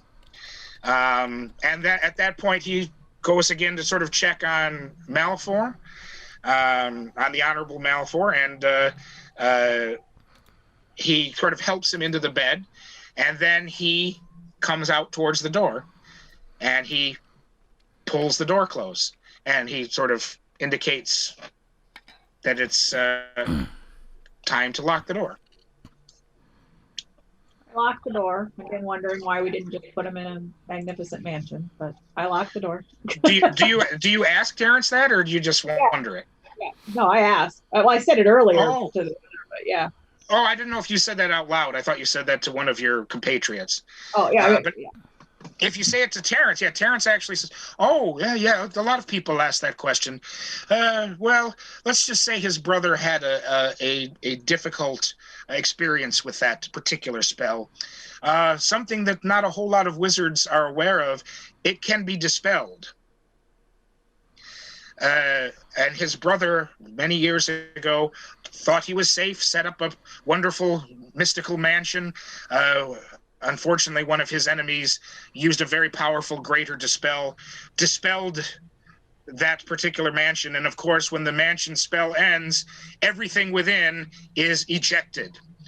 And when you're sleeping in a nice warm area and suddenly you find yourself in the cold, cruel world, well, let's just say he didn't live long. And am I here for this also, or is she on the landing? She's up on the landing. You might be able to hear this. Why don't you make a perception check? Let's see if you can hear it. Oh, I got a natural 19. Oh yeah, okay. And then I'm gonna yell up, not yell up, but project rather loudly. You know, I have an absolutely worthless brother. I've been hoping he'll sleep with the wrong woman's man, but no luck so far. I hope he doesn't outlive me. And then I sigh really big. That's all I say. Like, Terrence does chuckle a bit. He says, "Well, that's why he doesn't use the mansion. It's not safe." Wizard who has the ability to cast that spell but can't take care of himself if he gets thrown out of it is not very good. Well, it is what it is. We must all do the master's bidding in our own way. Now I have a few minutes to myself. If you don't mind, I would very much like to turn in. Of course, I have to see to his itinerary tomorrow, but I'm hoping to get at least a few hours sleep. Pull the door closed, lock it. Thank you very much. Put the key back in the bag of folding, put the bag of folding underneath of my shirt, and I sit down on the ground and fold my arms over it. Okay. Thank you very much. Of course, the hoplites will be right downstairs. And I speak loudly up to Faylinn. Let me know if you need anything. I will. And then I'm gonna head back down with Terrence. Okay. I find this all extremely odd. Yep. Oh, it's no bueno. Almost anything with wizards is odd, and this guy particularly. So at this point, Terrence goes down the stairs and leaves the middle room to go down to his room, which is immediately below this one. Right. Open the door like Hilda do. Yeah. The hoplites stay in this room, as do the men-at-arms. Although you see some of the men-at-arms leave the room, probably going to sleep in shifts. So there are 5 men-at-arms, and the 4 hoplites remain in this room. Question. Yeah. From where I'm at, so I'm in front of the door. Do you literally want to be like against the door or sort of next to the door? Well, I'm on the landing by the door. Okay. Right? Mm-hmm. So if I cast a hut around me that goes up to the wall, then nobody could get up to the door, correct? I don't think you have enough space to cast a hut in this. It's just a very small landing. Most of this floor is taken up by the room. It's a good 60 feet in diameter, and it covers pretty much most of this. There's really just a very small landing. I don't know that you have room to cast a hut. unless you can make it small. Doesn't it just extend out into It's a 10-foot dome. whatever's of there? force around me. Well, then that would normally work, but you do know that this room has been magicked enough that nothing will extend into that room. Right, but it should go up to the wall. I don't know. It's like if you can change the shape of it and the size of it, then there should be no reason that shouldn't work. There's a 10-foot radius dome, immobile dome, extends around and above you and remains stationary. Well, you actually don't have 10 feet. Well, no, but it's right. I mean, let me see. It needs to come around. Which spell is this again? Is this Liam's? Tiny hut. Okay, here's an computer. Here's an interesting question. Is it 10 feet imperative or 10 feet relative?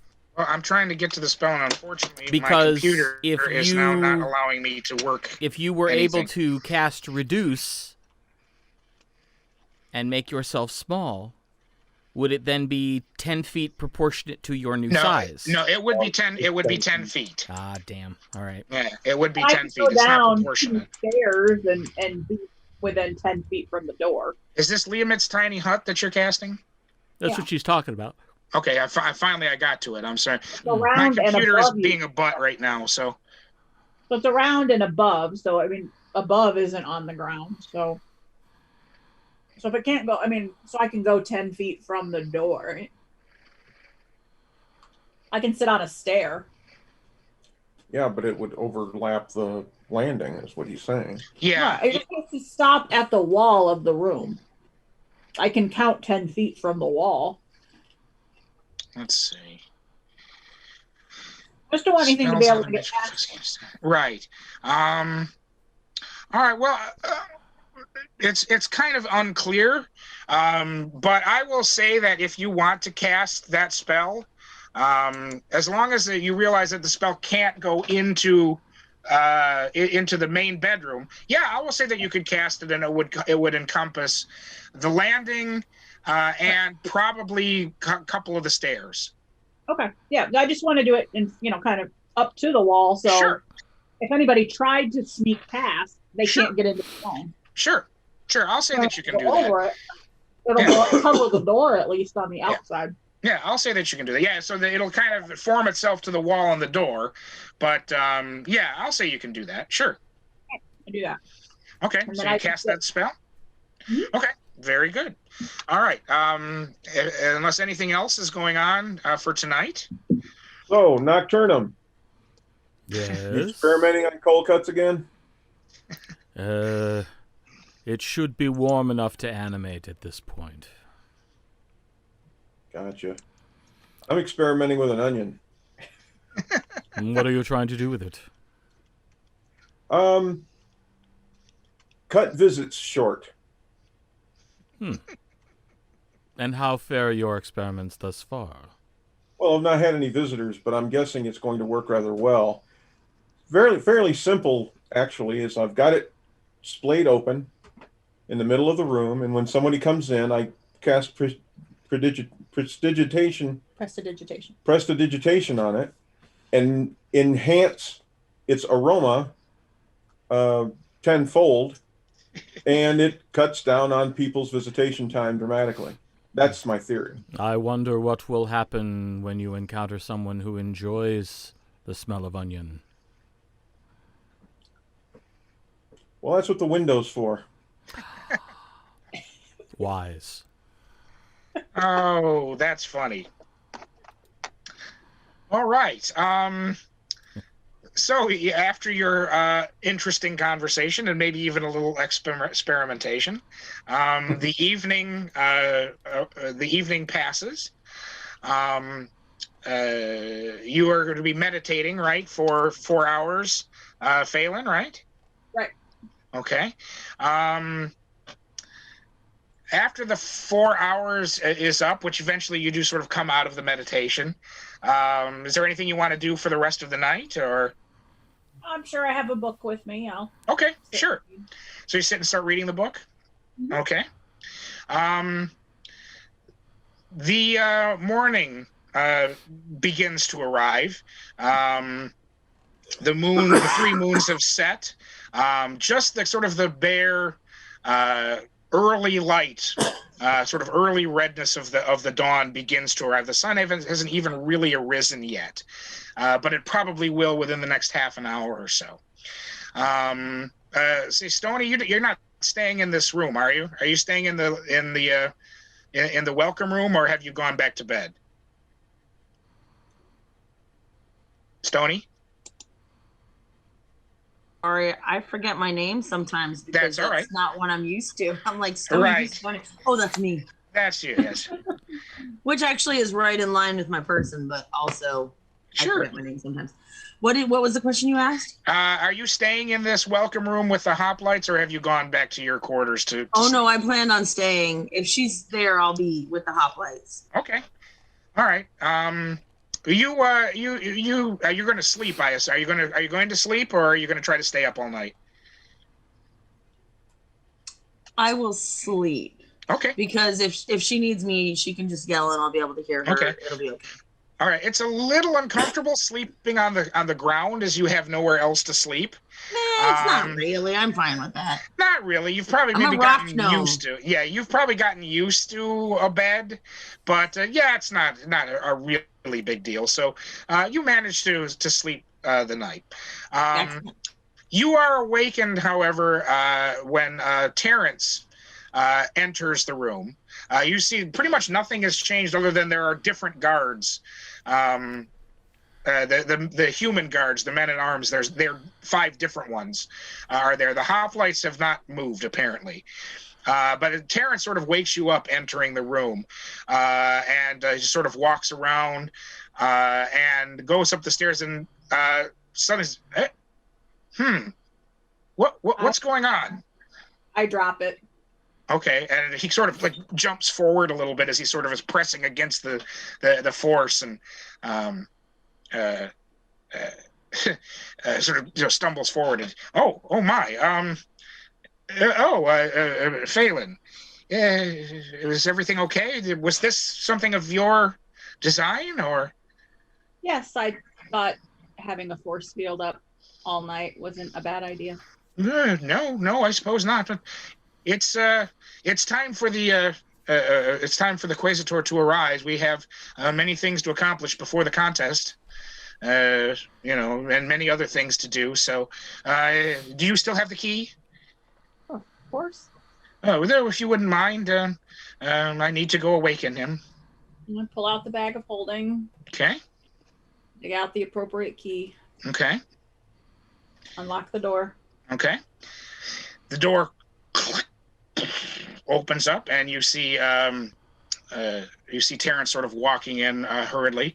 Again, you see this candle is continuing to burn, probably about half the length of the candle that it was when you first started, but there's still, probably this much left of it, continuing to burn, and you just sort of see a little wisp of smoke. Definitely very strong smell of tallow in the room at this point. To do breathing. What's that? I said I glance in. Is the guy breathing? Make a perception check.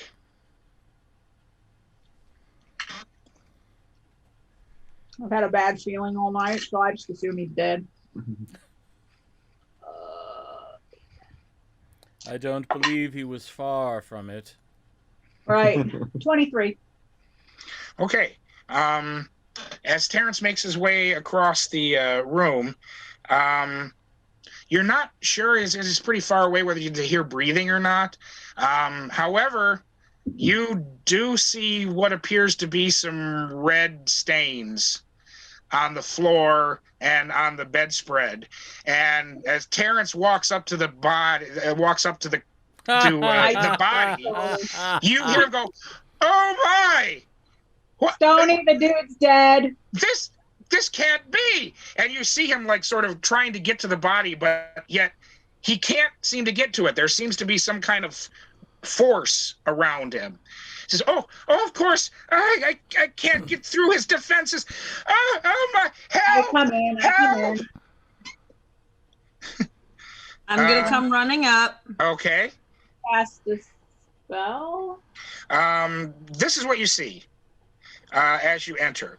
I'm going to message those two, however I do that. Okay. You see the now still and not breathing body of Malithus Malifor lying on the bed. You definitely can see Terrence trying to get to them, but he seems to be stopped by some kind of force dome around the bed.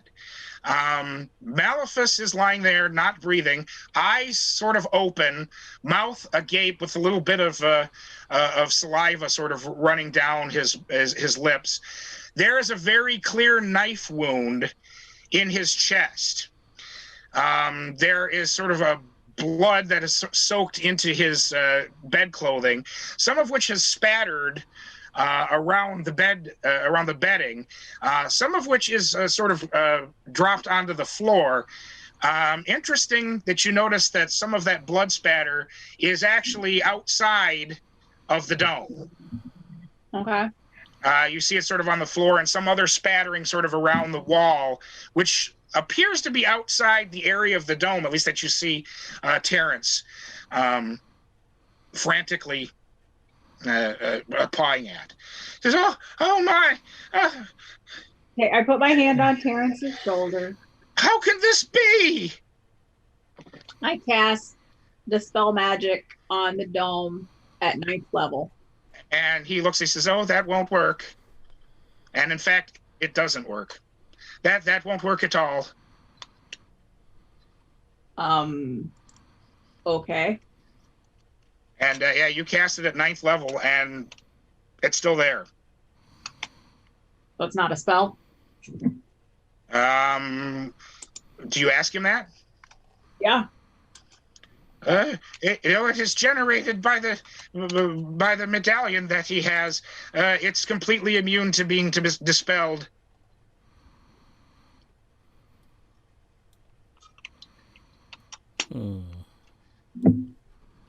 Okay.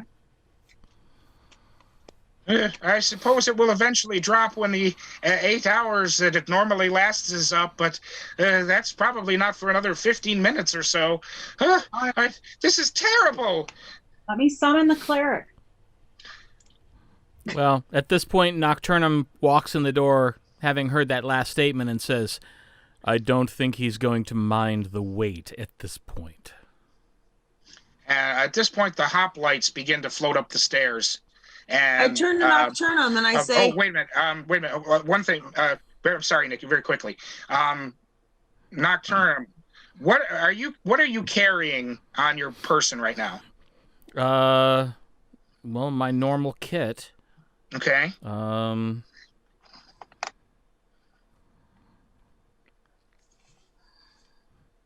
have my staff, my ring, my bracers. Okay. The stones in my pocket. I'm wearing the boots and the necklace and the pariah. Okay. That's it? Perhaps if you let him know what he should not be wearing. No, I can't say that. I'm asking you what you're carrying. I was gonna say, and yeah, I mean, I've got all my magic stuff with me. Okay. So. All right. I mean, did you have anything else other than what you've described? Well, I have my staff that I walk with. Okay. And I'm wearing clothing. Okay. But all right. okay. Standard adventuring stuff. No, I don't carry that around in the tower. So. Okay. I turn to Nocturnum, and I say, "Excellent! As soon as the magic around his necklace drops, you can totally bring him back for us." No, I can't. Oh, he could animate him. I could animate him. No, you won't be able to do that, I'm afraid. He never wanted to be brought back. He won't come back. There's nothing you can do to bring him back. Well, He was paranoid about that too. then, He never wanted to be manipulated past the grave. Oh, this is terrible. And I guess you should start planning a funeral, Terrence. Oh no, what's going to become? And at this point, the hoplites have all entered the room. One of them stays and the other three leave. Oh, they're going to go. They're going to go check around to see what's going on. How could nobody could get in here? How could this be? I have a going- theory. He realized what a miserable old coot he was and took his own life. I'm afraid he couldn't even do that if he wanted to. Terrence, I hate to ask, but typically in the case of murder, it's usually the person closest to him. Did you kill him? I don't laugh. I don't either. Really? I immediately, No. I do a very dramatic spin and look right at Terrence when she says this. Oh my! No, of course not. No, I couldn't possibly. He was very harsh taskmaster, but I loved him. He was a very nice man, and he's given me my whole life. This is terrible. You must have some kind of spells or something to tell that I'm telling the truth, right? No, but I do have a rack in my room. Cast charm person. Oh my! Oh my! Who are you casting? Are you casting it on Terrence? Of course. Okay. Terrence says, very well. He doesn't resist. He willingly fails the resistance. Okay. Terrence, here's the deal. We knew this was going to go wrong in many ways. And we need to know, were you behind it? No, this is terrible. I can't imagine. We saw to everything. Who is we? Well, you and myself and everybody that's been planning this for almost an entire year. He has more magical defenses than we've ever had, including this new one, the candle. What is the candle? Oh, the candle. Well, of course, if you remember, this was last year's winner. I don't understand quite how it works. I mean, magically, you guys know much more about these things, but it prevents anybody from bringing a bladed weapon into this room. And the weapon had to already be here? What? If the weapon was already in the room. Well, I don't understand how it could be. He doesn't have one. I don't have one. Well, whoever plotted to kill him probably planted a weapon in here. How could they get in? The room has been locked. You can't teleport in here. You can't pass through the walls. There's no way they could get in. Bertram teleports up to the room at this point. You can't teleport into that room. No, but he can teleport up to it. You can teleport to the place outside the room. Yeah, right outside The landing, yeah. Yeah. Maybe Yep. somebody Okay. shrunk themselves and was in his pocket. So That wouldn't matter. Are all you four of literally us- can't bring... Are all four of you in? okay. Click, shuffle, shuffle. Are you going to go in the room? Are you going to go in the room, Bertram? Yep. What are you carrying with you? Everything that he owns. Which Everything on his character sheet. Okay. I do not have his character sheet. His magic items. In And I'm front in the of room me. too, so. Right, we're both in the room. Yes. And I begin. I step out onto the landing. I was just gonna. Yeah. And I begin casting a ritual spell. Okay. I'm actually going to suggest that everybody leave and lock me in, Terrence and myself in, to see what goes on with the room once everybody's out. Okay. I probably should have asked this before and the rest of you went in the room, but this would have happened to the first person that's carrying a bladed weapon into the room, which is you, Bertram. You enter the room. The dagger in your sheath shoots out of the sheath and fires back down the stairs. Okay. Well, it also did that when I came in then. If you had a dagger with you, it would have done the same thing. Yeah. Well, I do not. I have a big ass long sword because she's a Bladesinger. The long sword would have done the same thing. It would have literally unsheathed itself and flung itself down the stairs. Okay. I just let it go, and I look over at the dead guy. Oh, well, that saved us all a lot of trouble. Terrence seems to be too worried to actually understand what you just said. Terrence. Yes. I'm gonna need you to calm down, and I put my hand on his shoulder. Charm person should do that, right? It doesn't give you full control. Charm over person makes them believe you to be a friend. Yeah. You would a need very good friend. you would need like calm emotions or something like that if you wanted to calm him down. Oh, so then I didn't need to do charm person anyway. No. Shoot. One of the hoplites that had left now returns to the room, floating in through the door. And you actually hear him speak. It has gotten around. Some of the contestants wish to leave. They How can't. did they know already? They're murder suspects. Yeah, we need to tell the Grogs to shut the gate. Yeah, you guys have the right to do that. You can keep anybody from entering and leaving if you want. I'll send a message. Oh no, I'm doing my ritual. Never mind. I'm not doing anything else but that right now. Okay. I don't have to message. the guard and say, shut the gate. No one leaves.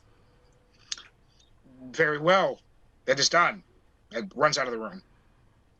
We need to know who created that candle, too. Last year's winner. I was just going to ask you about it. I don't remember last year's winner. Certainly. If you, yes, it was created by an alchemist and sorcerer from Condath, I believe. It was set up rather well. I mean, it's quite a feat from what I understand. Again, I'm not a wizard. I don't really know too much about how things like this work, but it apparently is quite an amazing piece of alchemical magic. And that's what is for the blade? That's what caused your weapon to dislodge itself. You really can't bring a bladed weapon into this room as long as that's burning. And what about a spiritual weapon that has a blade? I suppose you could, if you could somehow get into the room, I suppose you could do that, but you couldn't get through. I didn't think you could get through his defenses. That medallion he wears is mighty powerful. Has it undone its thing? It's been about 15, 20 minutes. It's probably been about 15 minutes at this point. Yeah, so sort of see this brief flash of light, and suddenly it looks like that force dome has gone. I'm going to now inspect the body. Okay. And let me know when 10 minutes has passed from when Nocturnum started his spell. Okay. Make a what is this? A medicine check. Can I help her? Sure. So you can either make separate rolls, or one of you can make a roll with advantage. I didn't know it was going to be more than 17, natural 17, but Okay. What did you say it was? Medicine. Medicine and not investigation? Right. Yeah, this would be you're looking at the body. Yeah. Well, I mean, are you just gonna like go through his clothing, or are you trying to determine like how he died, or look for loose change? Yeah. Yeah. Are you playing rogue or are you playing coroner? that's Coroner. Because one of the things that I had written down on my stuff was, here, let me read it to you really quickly. She's interested in anatomies because she's trying to perfect armor and stuff, trying to make it better so that people, so I'm actually trying to like go through like taking all the things off and turning him upside down and shaking him off. I'm like stripping him as I go. Like I'll leave his shorts on, but like everything else is coming off and onto. You assume he wears shorts. And if he doesn't, oh well, blush aside. He does wear bedding clothes. Let's say if you're going through his stuff, that would be an investigation check. If you're checking the body, that would be a medicine check. Yes. Okay, so then it was 17 plus 4, which is 21 for medicine, and I will roll again. Okay. And I rolled a 14 plus 11 for investigation. Okay. So 25 and 21. Okay. It's pretty obvious what's killed him. He has a knife wound, quite literally through the heart. You figure it was probably a serrated blade. One of the sides of the wounds is far more jagged than the other. So it was probably a very wickedly serrated blade, and a fairly decent sized blade as well. That's clearly what killed him. There's no other wounds on the body. It was clear a single shot straight to the chest. And I tell everybody that. Okay. As far as what he's got, he's wearing bedclothes. And then he has this medallion, which is, you can feel sort of like the magical power matrices in this thing. There's clearly quite a bit going on with this medallion. So a detect magic. Okay. A detect magic, because you can do the School of Magic and. Okay. Yeah. Does anybody else want to do anything with the body? I mean, like, I'm turning out like his clothes. Like, if he's got a pile of clothes, I'm flipping everything out, going through every single pocket. Okay. And like, it seems Nocturnum is trying to do something. He's casting a ritual. Yes, and it's probably about this time that your ritual is going to be complete. I'm ritually casting Rary's telepathic bond. Mm-hmm. Okay. That's a Just good one. the four of us. Okay. All right. Suddenly you guys start hearing each other's thoughts. Oh, I love it when you do this. Question. I also have it, but Question. Will that effect for weapons work on weapons made of other materials?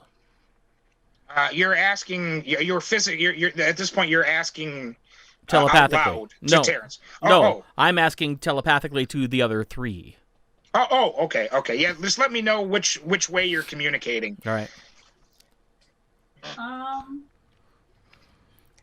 Because could it be glass steel? Could it have been ice? Could it have been force? Magic. Yeah, I believe it's probably just something that. My only question with that is, how would it have gotten through that little shield? Perhaps someone has been waiting. That's what I looked to see if I saw anyone invisible before, but if someone was Polymorphed, camouflaged. All right, came in with him, I still think. Yes. And perhaps was just in here and just left, might have waited.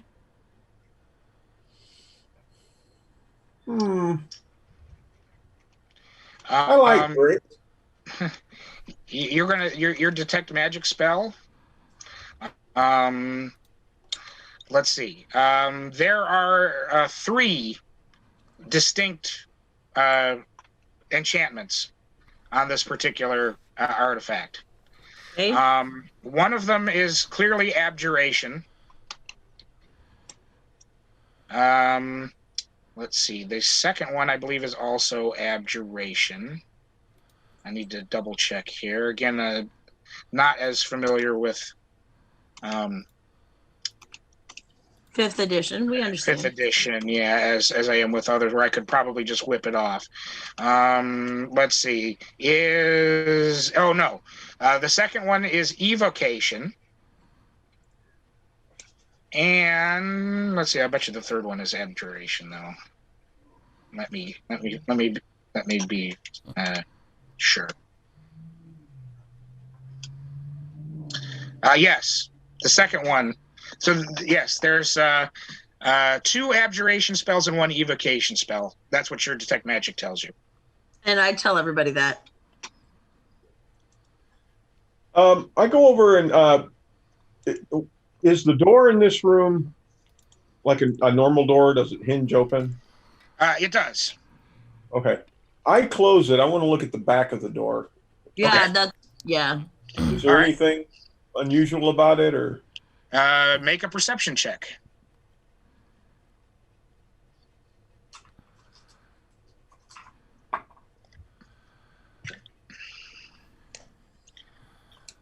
Okay.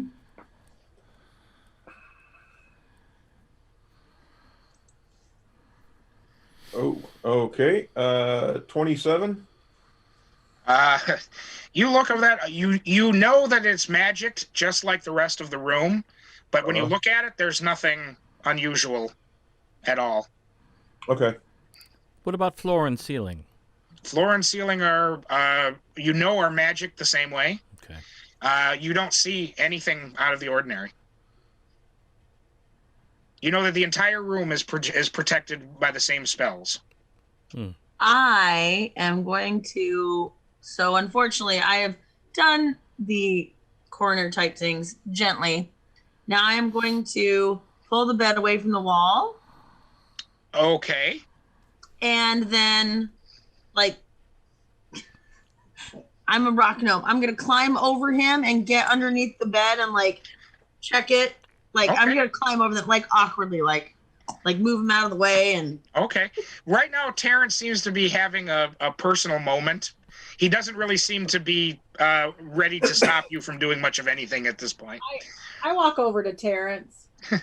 He is what you could describe as apoplectic. I walk him over to the door. I open the door and ask one of the hippolytes or whatever they're called. Hoplites. Hoplites. Maybe. Would one of you take him down to the room below and have him sit down? We'll let him know when we need him. One of the 2 hoplites in the room takes him down the stairs. You hear some conversation going on, and then the hoplite returns. Thank you. Make an investigation check, Stoni. In fact, anybody that wants to search anything, we're running a little. Well, I thought we would get to this point a little earlier in the story, so I hate to push a little bit, especially when you've just discovered the mystery. But so anybody that wants to investigate anything in the room, go ahead and make a roll. Okay, I do in fact. Oh, go ahead. Go ahead, Nikki. Natural 19 plus 11. Okay. You know stonework. You're a gnome, you know stonework, and plus you've lived here. You don't go into this room very often, but you've lived here for a long time. You search the area, there's nothing out of the ordinary. Under the bed. Under the bed, the wall behind the bed itself. You don't see anything. Okay. I gently push the bed back and I pat him on the shoulder, the dead guy, and then I like pile his clothes on top of him. Okay. Just like pick up the stuff and like put it on top of him. Okay. I'm going to let me pull my notes up here real quick. I am going to send a message to Dawnbringer Owen and ask him to come to the room. Absolutely, Master. Can you speak with Dead Nocturnum, or do we need him for that? That's why I summoned him. Nocturnum. Mm-hmm. You probably have a high enough Arcana skill to know that if this guy was paranoid about coming back, speak with the dead will likely not work. Right, but we're going to try it anyway. You could absolutely may try it. Yep, you absolutely may try it. Nope, I can animate him, but I can't talk to him. I mean, I could talk to him, but just like you could talk to him. Just like, hey, buddy, why are you dead? You know, they don't say anything. Right. Okay. Or occasionally they go, but that's only after I've animated them. So true. Is anybody else going to look at anything in the room, or? She checked the walls and the ceiling and everything. You've looked at them. You haven't checked them. She checked just around the bed. Okay, I want to check the walls, the ceiling. I want to look all around, see if there's any trap doors or something that we're not aware of, or Okay, make an investigation check. Something mechanical that's not magical. All right, make an investigation check. And I'm going to do something that looks very, very funny, especially for one of my, years and build and everything. I want to slide under the bed. Okay. That's what I was doing. Oh, did you? Okay. I didn't know if you looked under it. Yeah, that's what I Have we disassembled it? Not really. Like if we could physically, like lift him and the mattress off it, and then I did everything but about that. Yeah, she searched through the bed pretty severely. She I didn't actually have find advantage anything. on investigation check too. Okay. Yeah, she searched pretty well. You're pretty convinced that there's nothing unusual about the bed. Then let's examine the table. Yeah, go ahead. I'm going to cast True Seeing, and then I'm going to do my investigation. Okay. What did you roll, Bertram? I rolled a natural 20 for a total of 31. Okay. Bertram, you don't spend a lot of time in this room. You've been in here a few times. You don't spend a whole lot of time in this room. Not much. Really, the only reason you use this room is for this particular purpose. Mm-hmm.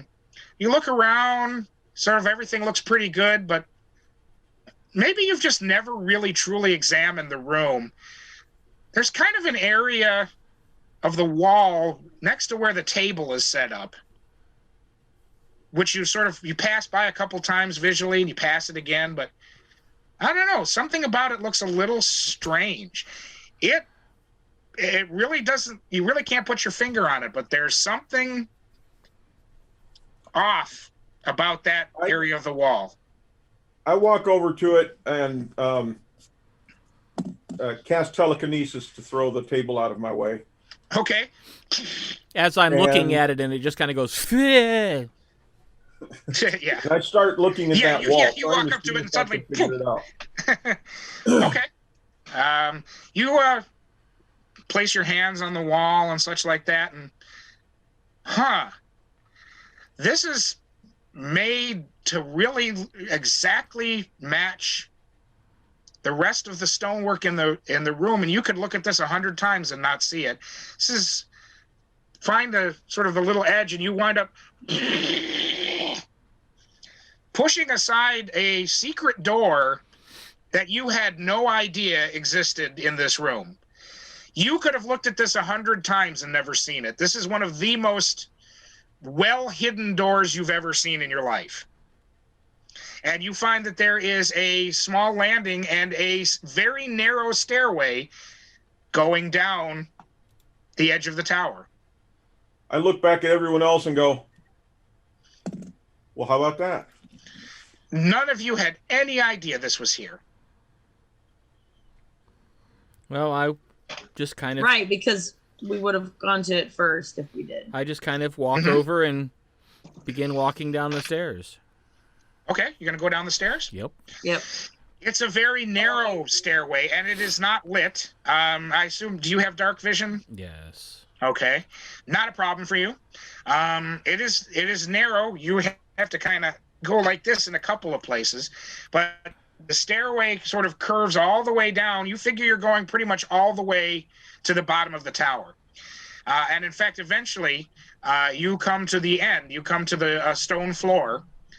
And you see there is sort of the back of another door off to your left in the wall. Looks like it's going back into the tower.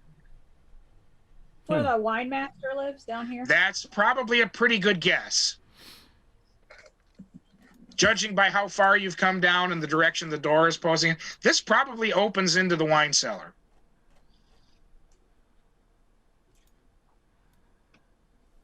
What do you see?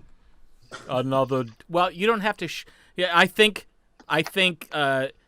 you don't have to shout, Master. We can speak like this. Oh, yeah. What do you see? We didn't all go? Another door. that, and I figure out how to I try to figure out how to open this other door. Okay. Now, from the inside, it should be relatively easy because it's not secret from the inside, right?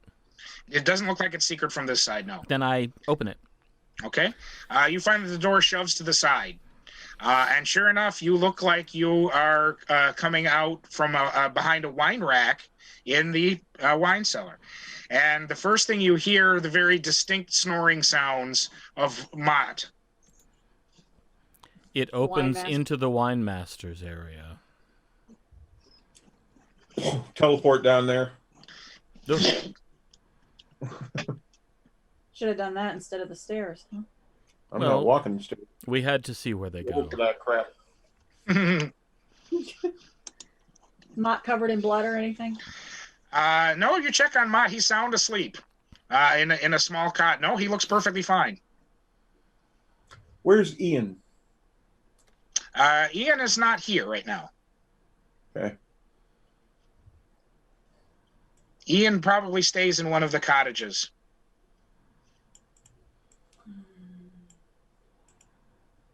Well, any dust can we- down there or anything? Quite a bit. But Can we? Oh. You search around and sort of look around. Nothing that seems out of the ordinary. There is traffic that goes through here. Unfortunately, it's really, you can't really determine who's been where. Okay. Sorry, Nikki. Oh, that's okay. I know that we were trying to get Owen up here. Is there a way to? I mean, besides message, I can message one of our consorte, but like, we need to get them all up here, I guess. Okay. I assume that you do so. I'm going back up the stairs, by the way. Oh. Because I summoned the Dawnbringer, so I have to wait for him. And by the time you get up there, Owen has returned. In fact, all 4 consortes. And you also see your autocrat, Pius, is also there. This is terrible, masters. What would you like us to do? We've made sure that everybody has the message that the covenant is to be closed until further notice. Nobody will be getting in or out. Excellent. Unless it is at your permission, sir. Excellent. Owen, I do not expect this to work, but can you attempt to speak with the spirit of Merlithus? Certainly, if you wish. Yes. And he goes over to the body, begins to cast the spell. More the corpse than the spirit, right? Yeah. Sir, no, nothing is answering. There seems to be something is blocking. He probably has some sort of death ward. As I suspected. Now, I've seen it with wizards before. Let's try this. And I reach over and take that medallion off his chest. Okay. And try it again. You see the medallion? Do you do anything with it, or do you just put it on? I just hold it. Okay, you just hold it, okay. I just took it off him in case that's what was blocking the... Oh, okay. He tries again, and it's the same result. He gets nothing. All right. No, it's probably something he's had in place for quite some time. It's not uncommon amongst wizards. Wizards don't like to be messed with after they're dead.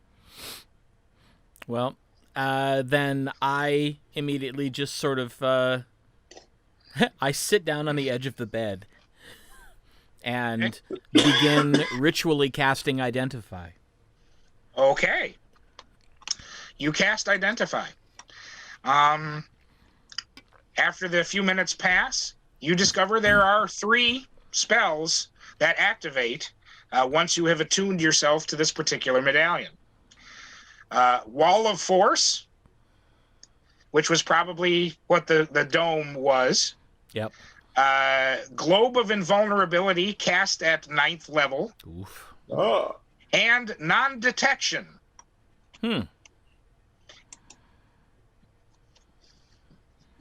Perfect for a paranoid person. that pretty much covers it, and it would allow him to cast spells without any spells short of 9th level spells being able to enter. And most of anything else would either be blocked by the Wall of Force. You couldn't do anything using enchantment based on the non-detection spell. And the candle prevents you from even bringing a normal bladed weapon into the room. You have quite a mystery. And yet, here is the dead body. Unfortunately, I do have to I got to rush you a little bit. There are several people that you could talk to. We might have to expedite this a little bit, which is fine. Of course, there's Mott, the wine master, who is probably too old to do most of anything. He does have a steward named Ian who can be summoned and talked to. There's a lot of other people in the Covenant that you could talk to, but of course, there are the contestants. Yes, ma'am. While the cleric is still there, Yeah. the candle is still going, right? Unless someone turned it out, nope, it's still going. Can you summon a bladed spiritual weapon for me? Sure, if you'd like. And I imagine that's what, I don't know what Lathander's weapon of choice Well, is. you can shape spiritual weapon to whatever you want it to be. Doesn't it shape according to the deities? No, it's whatever you want it to be. Hashtag lollipop. Yeah, hashtag lollipop. Well, I would think the lollipop would be something that the traveler would particularly No, you can enjoy. change it every time. Okay. Well, all right, that's fine. He casts the spell, and suddenly a magical scimitar appears floating in the air. And it is not expelled from the room. No, it's just floating there. Okay. Thank you. What would you like me to do with this? You can dispel it now. I was just confirming. The chamber has an enchantment that removes any bladed weapons. Oh, But that's interesting. But clearly clearly yes. And and I think this to you three. Could that wound have been made by a broken bottle? You know that Stoni's checked that out very carefully and got a very high roll. No, this was clearly made by a bladed weapon. Okay. Or something bladed. Yeah, a bottle would not have done that. All right. I'm going to run down the stairs and investigate the wine where Mott is laying. I'm going to see if there's anything down there. And then I'm going to, So, sorry, go ahead. Okay. No, was that okay? Actually, I'm going to ask first if I should do that. I'm like, should I run downstairs and check? With Mott? Well, not check with Mott, but like run down there and see if there's like any, blood or tracks of blood or anything. I looked on him to make sure there wasn't any blood, and I looked for footprints, but that's all. I was going to ask Buddy when I was in the room and going down, did my true seeing and my investigation do anything? The true seeing did not pick up anything magical or anything like that. Nothing invisible. Unfortunately, there are footprints around the area, but it looks like just sort of normal traffic. There's nothing that leaps out to you as, ooh, this looks suspicious. I send a message to Ian that I request his attendance in the winery immediately. Okay, so, absolutely. And within a few minutes, he arrives in the room. Ian. Yes, sir. It seems we have a issue upstairs. Yes. Would you know anything about that? Upstairs? No. When did you go home last night? Well, we had to finish cleaning out some of the wine glasses, and there were some casks to put away. It was probably a little after midnight, I assume. And were you here? Well, when putting the casks away, yes, I was here until I went home. And do you know if anyone else was here besides Mott? I can't imagine why anybody would be. So you didn't see anyone else? Not while I was here, no.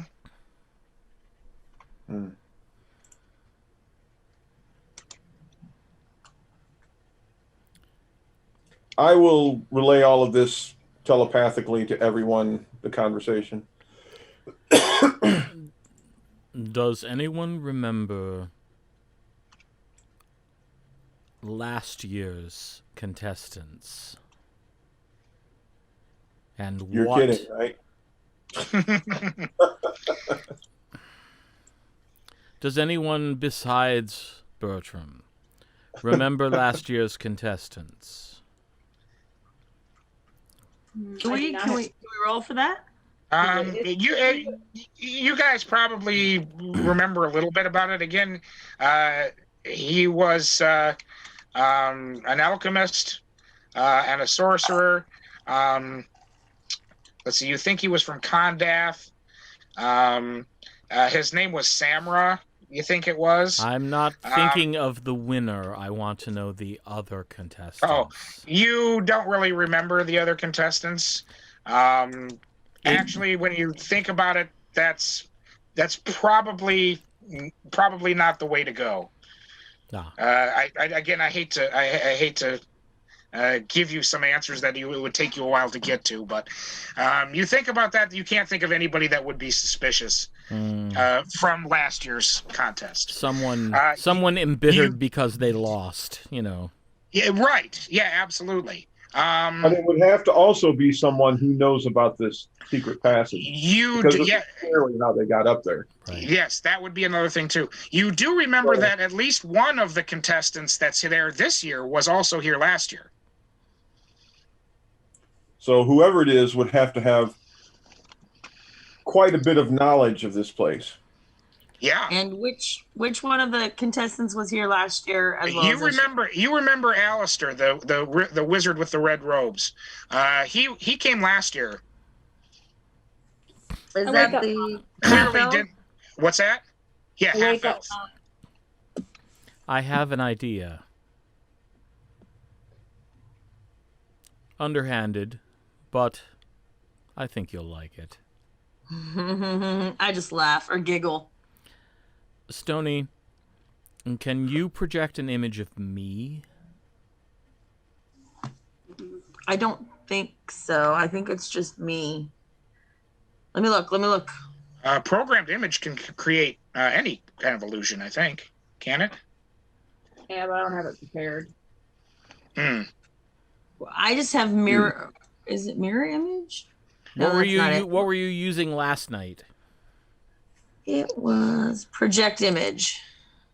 Illusory copy of myself. Oh. It's Does it have to be you? Can it be me? It needs to be me.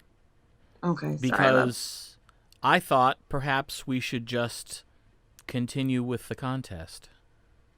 Oh, right. I actually thought about that too. Because wait, hang on a second. My 9th level spell is shape change. Well, and that was one of the other things I was going to do was... And shape change, I don't even think true seeing reveals shape change. It can reveal that you're in a different form. Right. That's not your normal form. Right. Disguise self. I have disguise self. Yeah, but any magic user worth their salt's going to be able to see through that. I'd use true polymorph. It's 9th level. Yeah, I don't have that prepared. Well, but the contest isn't. It said 2 days. It's probably not till tomorrow we'll be able to do anything. Oh. It's also gotten around that he's been killed. Supposedly, you don't know that. Well, but Well, that's what your But you know what? Servants are telling you. You know what? We'll But the put it. servant- We'll put it around that one of our consorte was able to bring him back. If you'd like to do that, sure. Yeah, I mean, there were no Yes. servants here to be spreading that the only people who knew he was dead were us and the consorte. So, Right. And because the hoplite said that it's gotten around, so we need to find how out. did it get around? Yeah, like find out who told somebody because nobody knew. So if Right. somebody got it around, somebody knew he was dead. So let's trace that too. I'm gonna ask that hoplite. Maybe it was one of the hoplites. Yes, we were beginning to search for the killer. You were with us. Not all of us. No, some of them left. Well, who did they talk to? That's my question. Is I want to know. One of the hoplites came back and said that it's getting around. I want to know where they heard it from. Well, we immediately began to discuss the issue with your immediate servants. And then one of us went out to the contestants and began questioning them. Don't do that. I'm afraid Well, we it's- don't answer to you. It's too late anyway. Well, you obviously didn't do your job, and now we need to do ours. No reaction to that. It's up to you if you guys want to try that, or if you would just like to talk to the contestants, or I was waking up Mott. okay. What we would need to do is I can go ahead and shape change into Malithus, and somebody come along with me and just watch for anyone casting a spell or activating an item that would let them see if it's really him or not. Okay, yeah, you can do that. Who do you want to take with you? Well, not Bertrum. But I don't know. Faylinn or Stoni, which one of you would be better at seeing that sort of thing?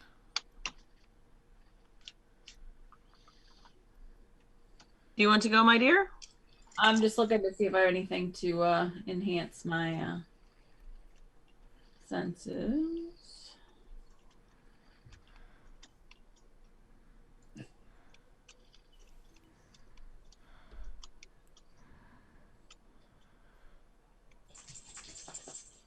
I only have like charm person and Okay. power word. I have power word kill. Let's use that on a couple people. We're just going to keep killing people until someone confesses. Right. And if we've already killed the guilty person, well, that's a bad day for all of you. We'll just kill people, talk to their corpses, find out if they did it, and then we'll bring them back if they're innocent. Right. Oh, well, That's, I suppose, one way to do it. I did anyway, wonder if we could get the reputation. I'm going to talk to Mott. That would, yeah, the reputation would not be good. I'm wondering if we could get the reputation of being the bloodthirsty covenant, you know. Yes, it probably would not last very long. You probably would not be a covenant very long if that were the case. A bunch of 20th level wizards, we could last a while. Yeah. Well, they're as powerful as you guys are, you know, just as well as any other wizards, there's always somebody more powerful. Just a joke. Yes, So, of course. I woke up Mott 20 minutes ago and I haven't been able to talk to him. Well, no, you wake him up and yeah, what would you like to see? It's kind of seems a little groggy, but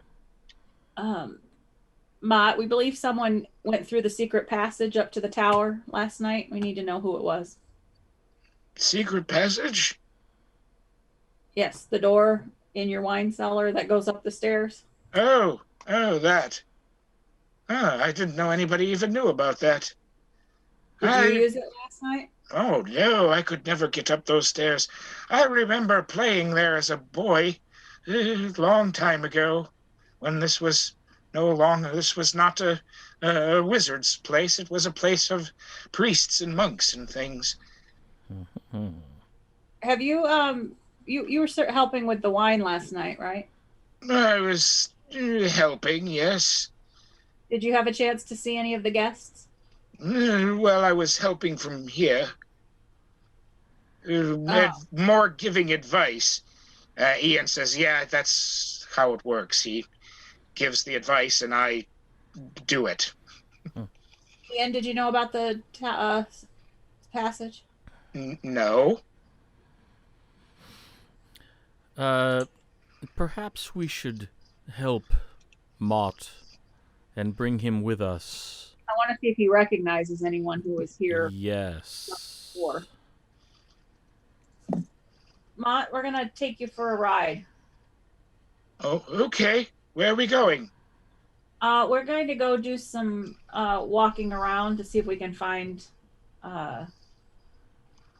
someone who may have tried to do something terrible last night. And I want you to let us know if you recognize anyone. Someone didn't serve white wine with a capon, did they? They did. Can you believe it? Oh my gosh, it's a tragedy. Yes. You're right. We'd better get to the bottom of this. Yes. What I'd like you to do is look around and see if you recognize anyone from before we got here. Who might have been visited. No, I've never seen anybody in here that came. I was the only one that came with the. We have visitors. We had visitors. We want to know if any of them had been here prior to the covenant. Sure, very well. So we take Mott with us. All right. I cast Shape Change. Okay. And become Marlithus. Okay. All right, and yeah, it's going to take a little bit of doing to get Mott around, but with enough help, you can sort of get him. He's pretty old and feeble, but he going with Bertrum. Well, we could always like summon one of the magic discs and just float him around. Sure, you could do that too. Yeah. So you go ahead and bring him with you. Okay. There are 6 contestants. Probably just to expedite time, what I'll probably do is I'll just sort of introduce each one, and what they've brought with them, and I'll sort of tell you the reaction that maybe Mott has. If there's anything else that you want to discuss or anything, let me know. Otherwise, I'm going to kind of fast track this so that we can. We're watching very closely to see the reaction they have to seeing to you. Marlithus back up and moving. Okay. And just a reminder, I have True Sight up, which lasts for an hour. I will cast it again when it goes off. Oh, absolutely. Wait.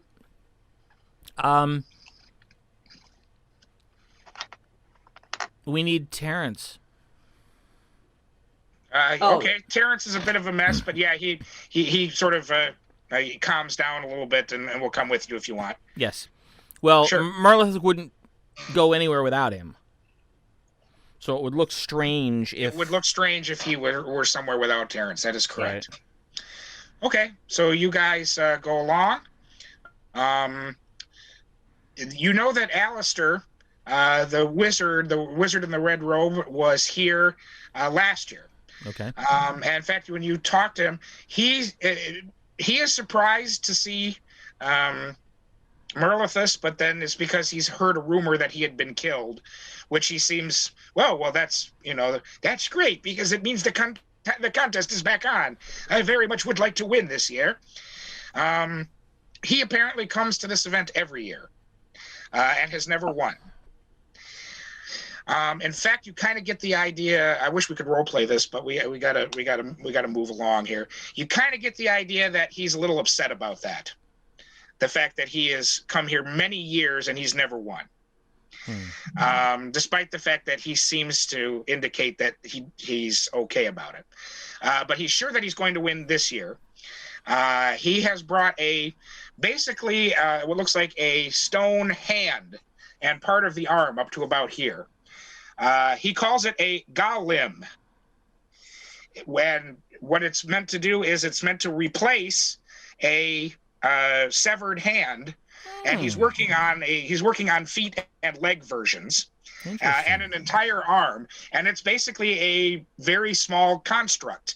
You place it on the limb, and it magically animates so that you can have your hand back. I like it. And that's his. That is his invention. He, by the way, is actually another Covenant wizard. He's from the Covenant Queen Astra, which is in Sundabar. So that's him. Merle doesn't recognize. He's not recognized by Mott, and Terrence has seen him before because he's been here. He's been to the contest before, but right. That's the only way that he recognizes him. True Sight doesn't show anything out of the ordinary. Yeah, the other thing I'll be looking at is does anybody look different as we're talking to them than they did last night? Yep, absolutely. The next up is the dwarf. His name is Dalen Flameborn. He's actually from the Hidden Kingdom under the Sword Mountains, which is Dorthuil, which players of the Windhaven Covenant may recognize. In fact, when you mention, is that near the Windhaven Covenant? Dalen kind of shakes his head. He says, well, it is, but it's a terrible shame what happened there. Anyway, my invention is based on the artifact that powers the kingdom, which, of course, is the great Warhammer Nordgoon. This, and he takes out the Warhammer, is Lava Brand. It's an enchanted Warhammer. It has all kinds of powers, one of which is the power to summon basically a combination of fire and magma elemental, which is actually what he would have done, and it would have gone out of control, and you would have had to fight it. So let's just say that happens, and you are very heroic. But we're going to have to skip that encounter. He's never been here before. He's not recognized by anybody. Your True Sight does not see anything unusual. The next up is the human alchemist. His name is Orphic Featherboil. He runs a place called the Griffin's Tincture in Daggerdale, wearing the faded brown robes and with chemical stains. It's because he is, in fact, an alchemist. He's created something which he doesn't think is going to win, but he thought is just kind of neat anyway. It's called Proteus clay. And he takes kind of a lump of this sort of brownish, grayish clay and sort of works it together. And he picks up a goblet off of the table, and he touches it to the goblet, and he slaps the clay onto the table, and suddenly it changes into an exact replica of the goblet. Does this work on knives? Or here, let me see. He takes a piece of the silverware that's on his plate. He touches it to the silverware, and it turns into an exact copy of the cutlery. I look at Faylinn. Apparently, he is also not recognized by anybody. Your True Sight doesn't show anything. When it makes a copy, is it the same material as the original? Oh, absolutely. It's guaranteed to copy everything in every way. What was his name? Orphic. Does it work on people? Oh my! Why would you want to? No, I don't think it would work. I don't think it would work on anything living. Okay.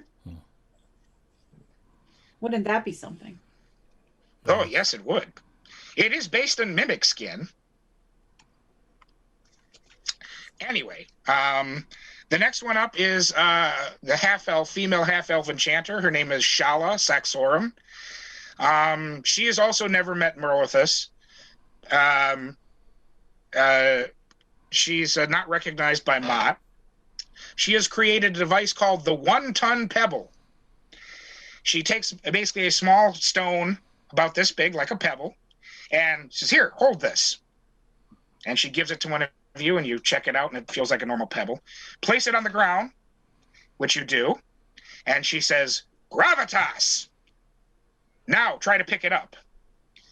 And one of you tries to pick it up, and it will not budge. It weighs a ton now.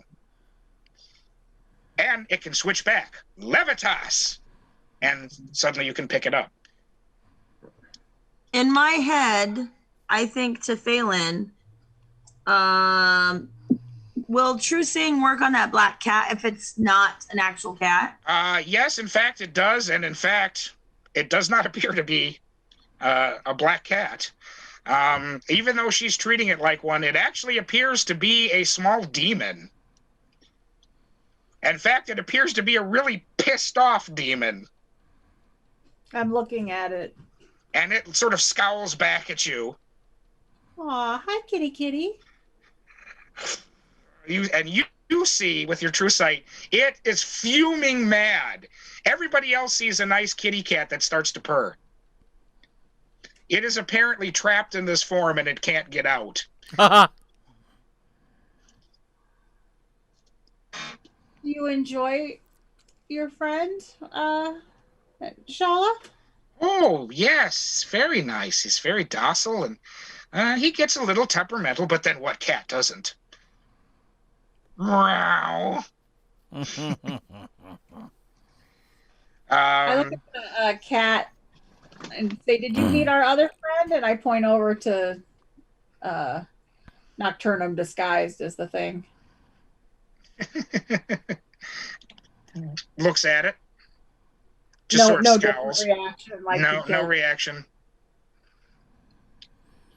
Nocturnum just looks and says, "If something terrible happens and it dies, may I have it?" Certainly. Wait, before you say anything, I'm going to say stop. And I'm gonna shush you right as you get ready to say something. Oh, right. And then I just like, to Terrence.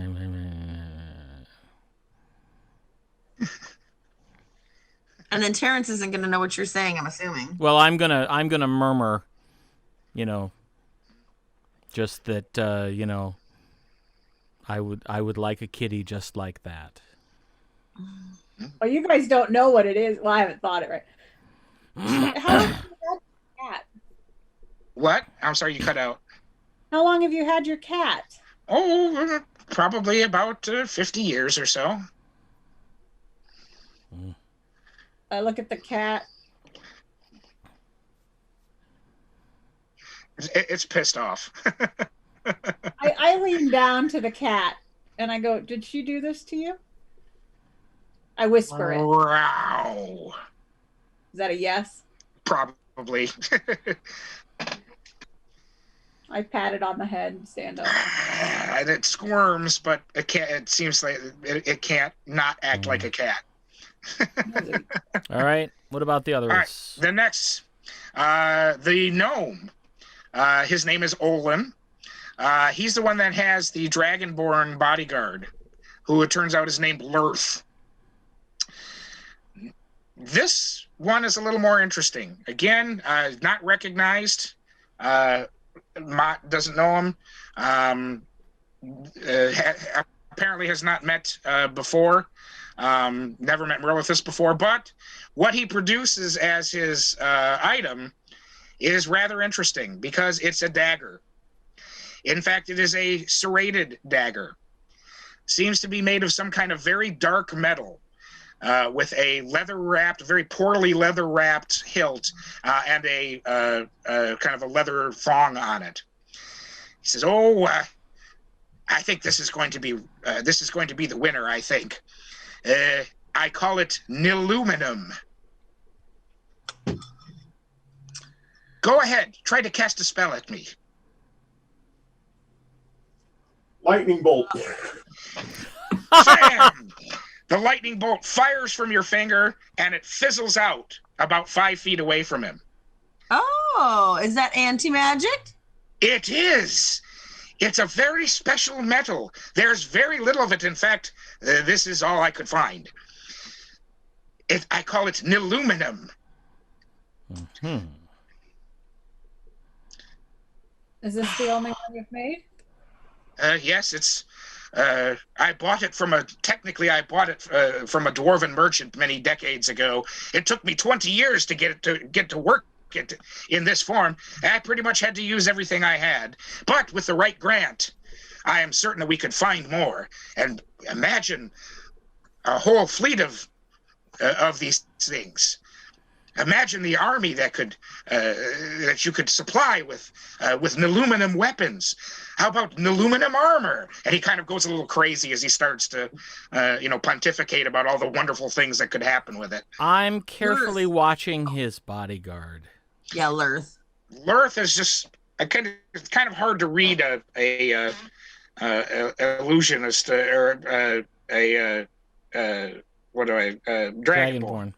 It's kind of hard to read him. Just kind of. If you want to make an insight check, I would love to make an insight. She's also got her true seeing up. Yeah, he's clearly a Dragonborn. There's nothing unusual about him as far as the true sight goes. I asked the Dragonborn if he's ever. You're his bodyguard. Yes. 20. Have you had the opportunity? Oh, sorry. Go ahead, Jeff. 26. Lurth is pissed off about something. Have you ever had the opportunity to give it a try? You seem like you know your way around a weapon. I do. In fact, you see that he has a glaive with him, which he probably couldn't carry into the reception. But he has a glaive sort of very nearby. That's probably his weapon of choice. Yes, I'm the one that usually carries it. Don't want it stolen. Uh-huh. Is this your first visit to the Covenant? I say to both of them. Yes, and they both say yes. All right. And the last one. He seems I will say this, he seems particularly upset with you, Jeff. The Dragonborn? Yes. He seems to be sort of daggers from his eyes. With Merlithus? Yeah. He seems to be pretty upset about something. He might not have been here before, but he's clearly met Maleficus before. Have you met Maleficus before? Yes.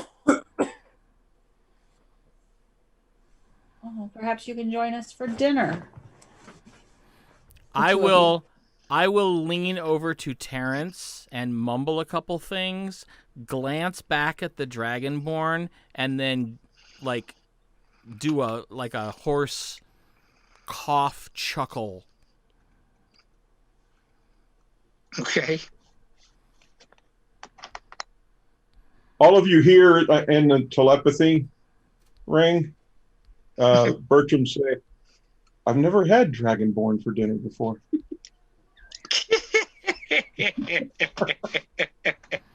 and Are there refreshments here? I think to Bertram, once you get past the scales, it's palatable. Are there refreshments and so forth around? Sure. Okay, yeah, Bertram is over there eating off of the food trays. Absolutely. Apparently not So part of any of it for now. By the way, just to sort of complete this, the last one, Mariella Bracekettle, the halfling, has never met anybody. You don't recognize her. You don't see anything special with the true sight. She's created, it's another knife. She calls it the hearth knife. It's basically a cooking knife that generates its own cooking heat. It is a very simple cooking knife. It is not serrated. It is probably too small to have been used. And it creates heat, and apparently you can't turn the heat off. Oh. That's something she wants to work on if she gets the grant. She seems to be only interested in using it to cook with. Okay.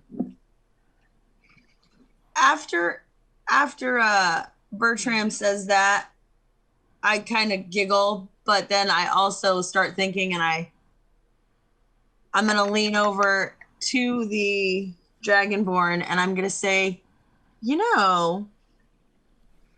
are you particularly is your no, I'm not going to. I lied. Never mind. Okay. Keep going. So I do want to stay back and talk to the Dragonborn as they go off to talk to the halfling. I'm going to come over and stand right there and just like. No, you guys went to talk to the halfling. I stayed. Oh, okay. Oh, all right. I see. Okay. I kind of mutter under my breath as I'm walking. So I'm going to go with them, but I'm kind of holding back. You know what I mean? Like behind. I'm going to mutter under my breath so that the Dragonborn can hear me. Cleric should have left him dead or something, and I want to see how he reacts. Again, it's hard to say. With the Dragonborn, they're very difficult to read. But he does react to that.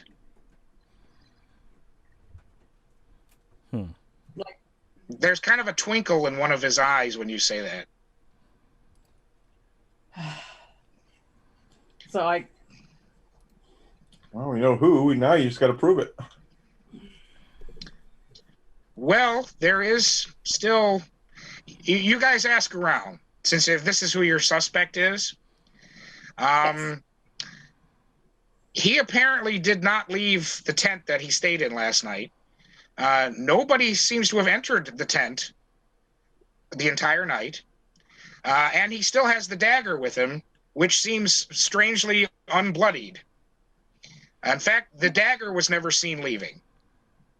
Not to mention, you probably couldn't bring the dagger into the room. You could. It's anti-magic. Well, No, you use guys. Proteus clay. You make an exact replica of absolutely everything, and then you take care of it that way. Now that's interesting. I'm going to talk to the Orphic, the human. Okay. Yes. I'm going to take Orphic aside and walk over there with him. I'm going to say, Okay. Orphic, Yes. tell me a little bit about yourself. I'm curious about this Proteus clay. You know, I've actually got some things in my tomes about my trebuchets that I would absolutely love to talk to you about. Well, if you could make trebuchets if you had enough of it. Unfortunately, you only can, kind of use the same amount. It sort of takes up you would need an enormous amount to make a whole. And unfortunately, this is all I seem to have. And she indicates there are 6 little jars about this big. So this is all I have, unfortunately. What do you think that Malfour? Do you think he'd look favorably upon this, or do you think you have a chance? I mean, I hope so. I'm hearing this conversation through the link. Thank God, because I'm stuck. I say, check and see. Have her check and see if all of her samples are still there. Is it her or is it him? I thought it was. Is it him? Yeah, Orphic is a him. Okay. Yeah, Orphic Well, is a him. ask him to check and see if all of his samples are still there in the jar. Are all of your samples still here? Is that blood I see on one of them?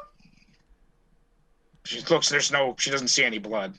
He. He. Okay. Sorry, that's my He fault. doesn't see any blood. There's no blood. I don't see any blood. Where do you see blood? And I'm going to vaguely point at one of them and see if he automatically goes to it. He looks at the one that you're pointing at. Nope. I'm going to vaguely like that one. And he's looking around at all of them. No, I don't see any blood. I don't see what you're seeing. There's a red spot. Has anybody else touched these? Do anybody else take care of them? No, they shouldn't. Anybody should be anywhere near. I'll be glad to check if you want. Please. Well, she opens up the first jar, second jar. She opens up all the jars. You keep saying she. Huh? You keep saying she. Oh, I think I'm saying he, but maybe I'm not. It is a he. It is a he. When he opens the 6th jar, kind of a surprised look goes over his face. Huh? It's empty. It's empty. The jar is empty. Yes. Is there a way to track? Do you have like a way to track? I don't know of any way to do that. This is most unusual. Who would want this? I mean, who would even know that I had this? Well, except for, of course, the High Dawn Lord, but The who? the Who's High the Dawn Lord. Oh, I suppose I shouldn't be telling you about that, but well, I guess the cat's out of the bag now. I don't think I'm going to win this contest anyway. You know about the tradition, don't you? No. No, pretend we don't. Oh, well, there's sort of a kind of a hush-hush tradition amongst us contestants that before we come here, we go into Derloon and we have the High Dawn Lord there at the Temple of Lathander. He looks at all of our items and blesses them for us. The very first winner did that and won. So it's kind of become a superstition amongst us. And the Dawn Lord always told us that we probably shouldn't say anything because it would jinx it, since it was secret the first time. It's just kind of become a superstition. We meet and we have drinks. And we have the High Dawn Lord sort of look at all of our items and bless them for us, hoping that we will win. So you do it all together? You all see Yes, it's kind of a nice little get together before the contest where we get to know each other and such. Yeah. And that would be the only other person that even knew what I had. Besides your fellow contestants. Well, we're kind of secretive about that amongst the, competition. But you each other saw, right? No. No, we tend to keep it secret from one another. We like to reveal it here. Again, the spirit of competition. But you were there at the same time. We were there in town at the same time, yes, and we get together, but the blessings take place separately. But then you went drinking and had all. Oh, sure, yeah, it's a nice little party ahead of time. It's a nice tradition. I rather like it, but it's the High Dawn Lord. I can't imagine, that anything untoward would happen. By the way, you would happen to know that if that's the High Dawn Lord in the temple at Derloon, that would actually be the direct superior of your own Dawnbringer, Owen. Oh, shit. That would be his direct superior in his religion. We need to talk to Owen. You summon Owen, and Owen comes down. Yes. Yes, what can I do for you? And how long has he been with us? Since the beginning, pretty much. Since almost 50 years. All right. When was the last time you talked to High Dawn Lord from... Augustus. Augustus Aurorum. Yes, praise be his name. Oh, it was about the middle of last week, I think. I'd like to check in with him every once in a while, make sure that I'm on the right track and such. He's very wise. He's very good. Do you know about this blessing he does on the contestants? Blessing? I know of no blessing. Oh, I'm going to quickly go around to a couple of the other contestants, and I'm going to ask them then. They all say that it's like a tradition amongst contestants for this contest. They've also sort of all been told that it's kind of a jinx to tell anybody. Can you communicate with him? Can you send us a sending spell or message spell? Well, usually he's cloistered in the temple. He doesn't usually. You usually can't cast those kind of spells over there, but he's available to see. I would be glad to take you there. Let's go there right now. Well, absolutely. Yeah. In fact, he should be getting done with his morning prayers by now. So, yeah, this would be a good time. I just want to confirm that this is actually him that's doing it. Very good. Is that fine to split the party real quick just to have a quick teleport? You want to come with me, Stoni? Or Nocturnum? Or Nocturnum's hidden, never mind. Well, we've talked to everybody. I can leave and... Okay. You guys all want to go? Bertram, do you want to go? Or do you want to stay here and keep an eye on things? This cheese is great. He's gonna stay here. I'm gonna Okay. leave. I'm going to maintain And my leave with Terrence. Merlithus form Okay. for this. Sorry, I was getting a bug. I didn't mean to Okay. grab at you, audience. So Okay. we're gonna teleport to the temple real quick. All right. You see Owen sort of get a supplicant position, and you guys appear basically in the sanctuary of the temple to Lathander in Darloon, which would have taken you probably about an hour to walk to had you decided to do that. It's much quicker to teleport.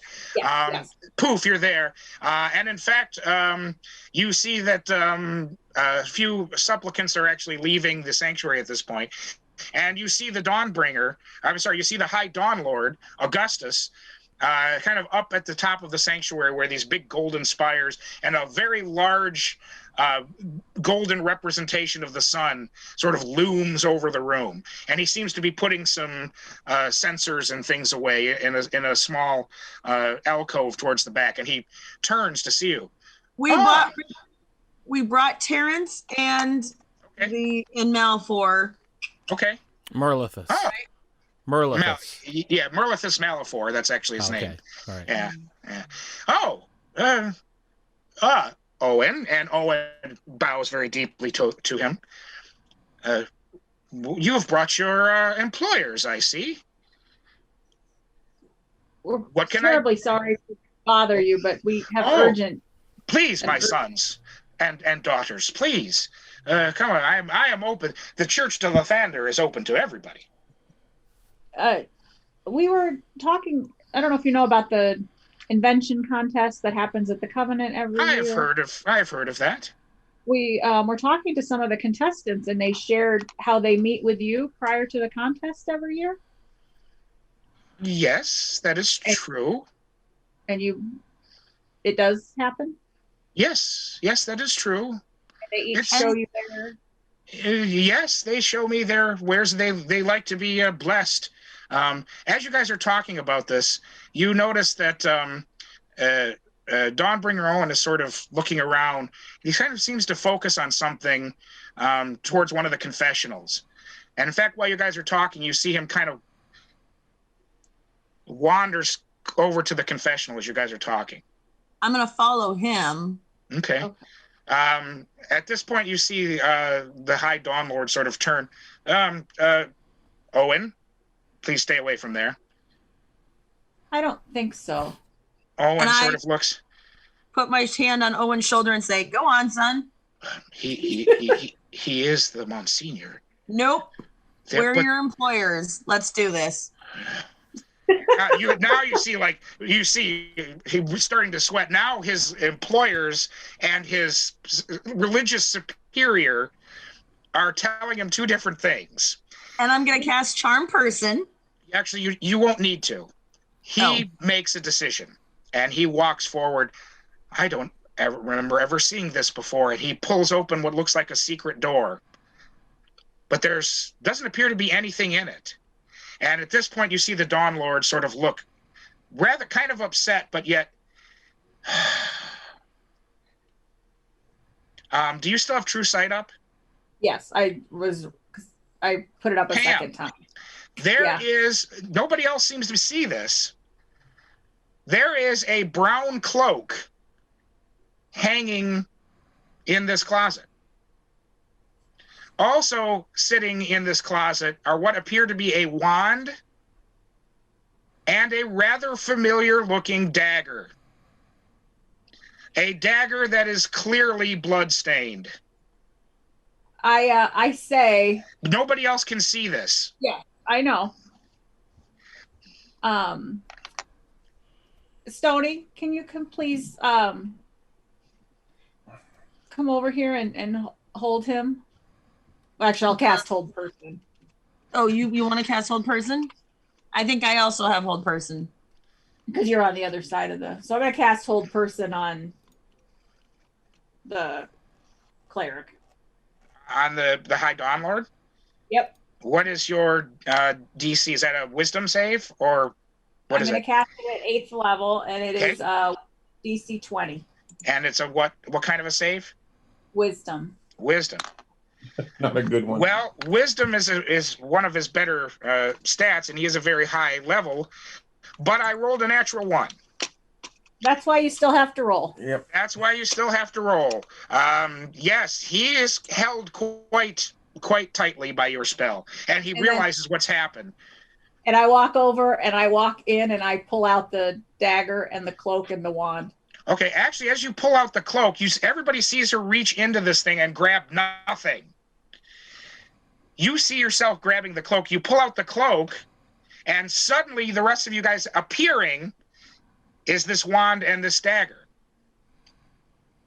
Apparently, it is a cloak of invisibility. And you hear the Dawn Lord say, "Well, now you know." Did he react at all to him being when we brought in him? He did not really. Okay. He did not really react, but perhaps he's either saw through it or is a very good actor. Mm. So why did you want to kill? I've been looking for my revenge for years. That keep that you occupy belonged to my church. I played there as a boy. I was an acolyte there. I grew up there. Several years ago, the church tried to reacquire it legally. And guess who turned it down? Your judge, your quasitor, dismissed the suit. I came up with this idea of blessing the item so that I could see. One of these years, something would present itself. Finally, something did. Can you, of course, this is the Scooby-Doo moment. This is where he would sort of spill the whole beans. Can you guys tell me what happened? Let's see how close you get. Who? You guys. Can you guys, but my players, can you tell me what happened? What's the wand? The wand apparently is a wand of modify memory. On poor Owen. Or somebody. Well, go ahead, guys. I know we're out of time, but can you guys construct what happened? Well, not with what we did, but I mean, he obviously came up the door. And why? And how did he know about it? He played there as a child. Very good. But how did he get past everything? Cloak of invisibility. Well, that's how he got up there.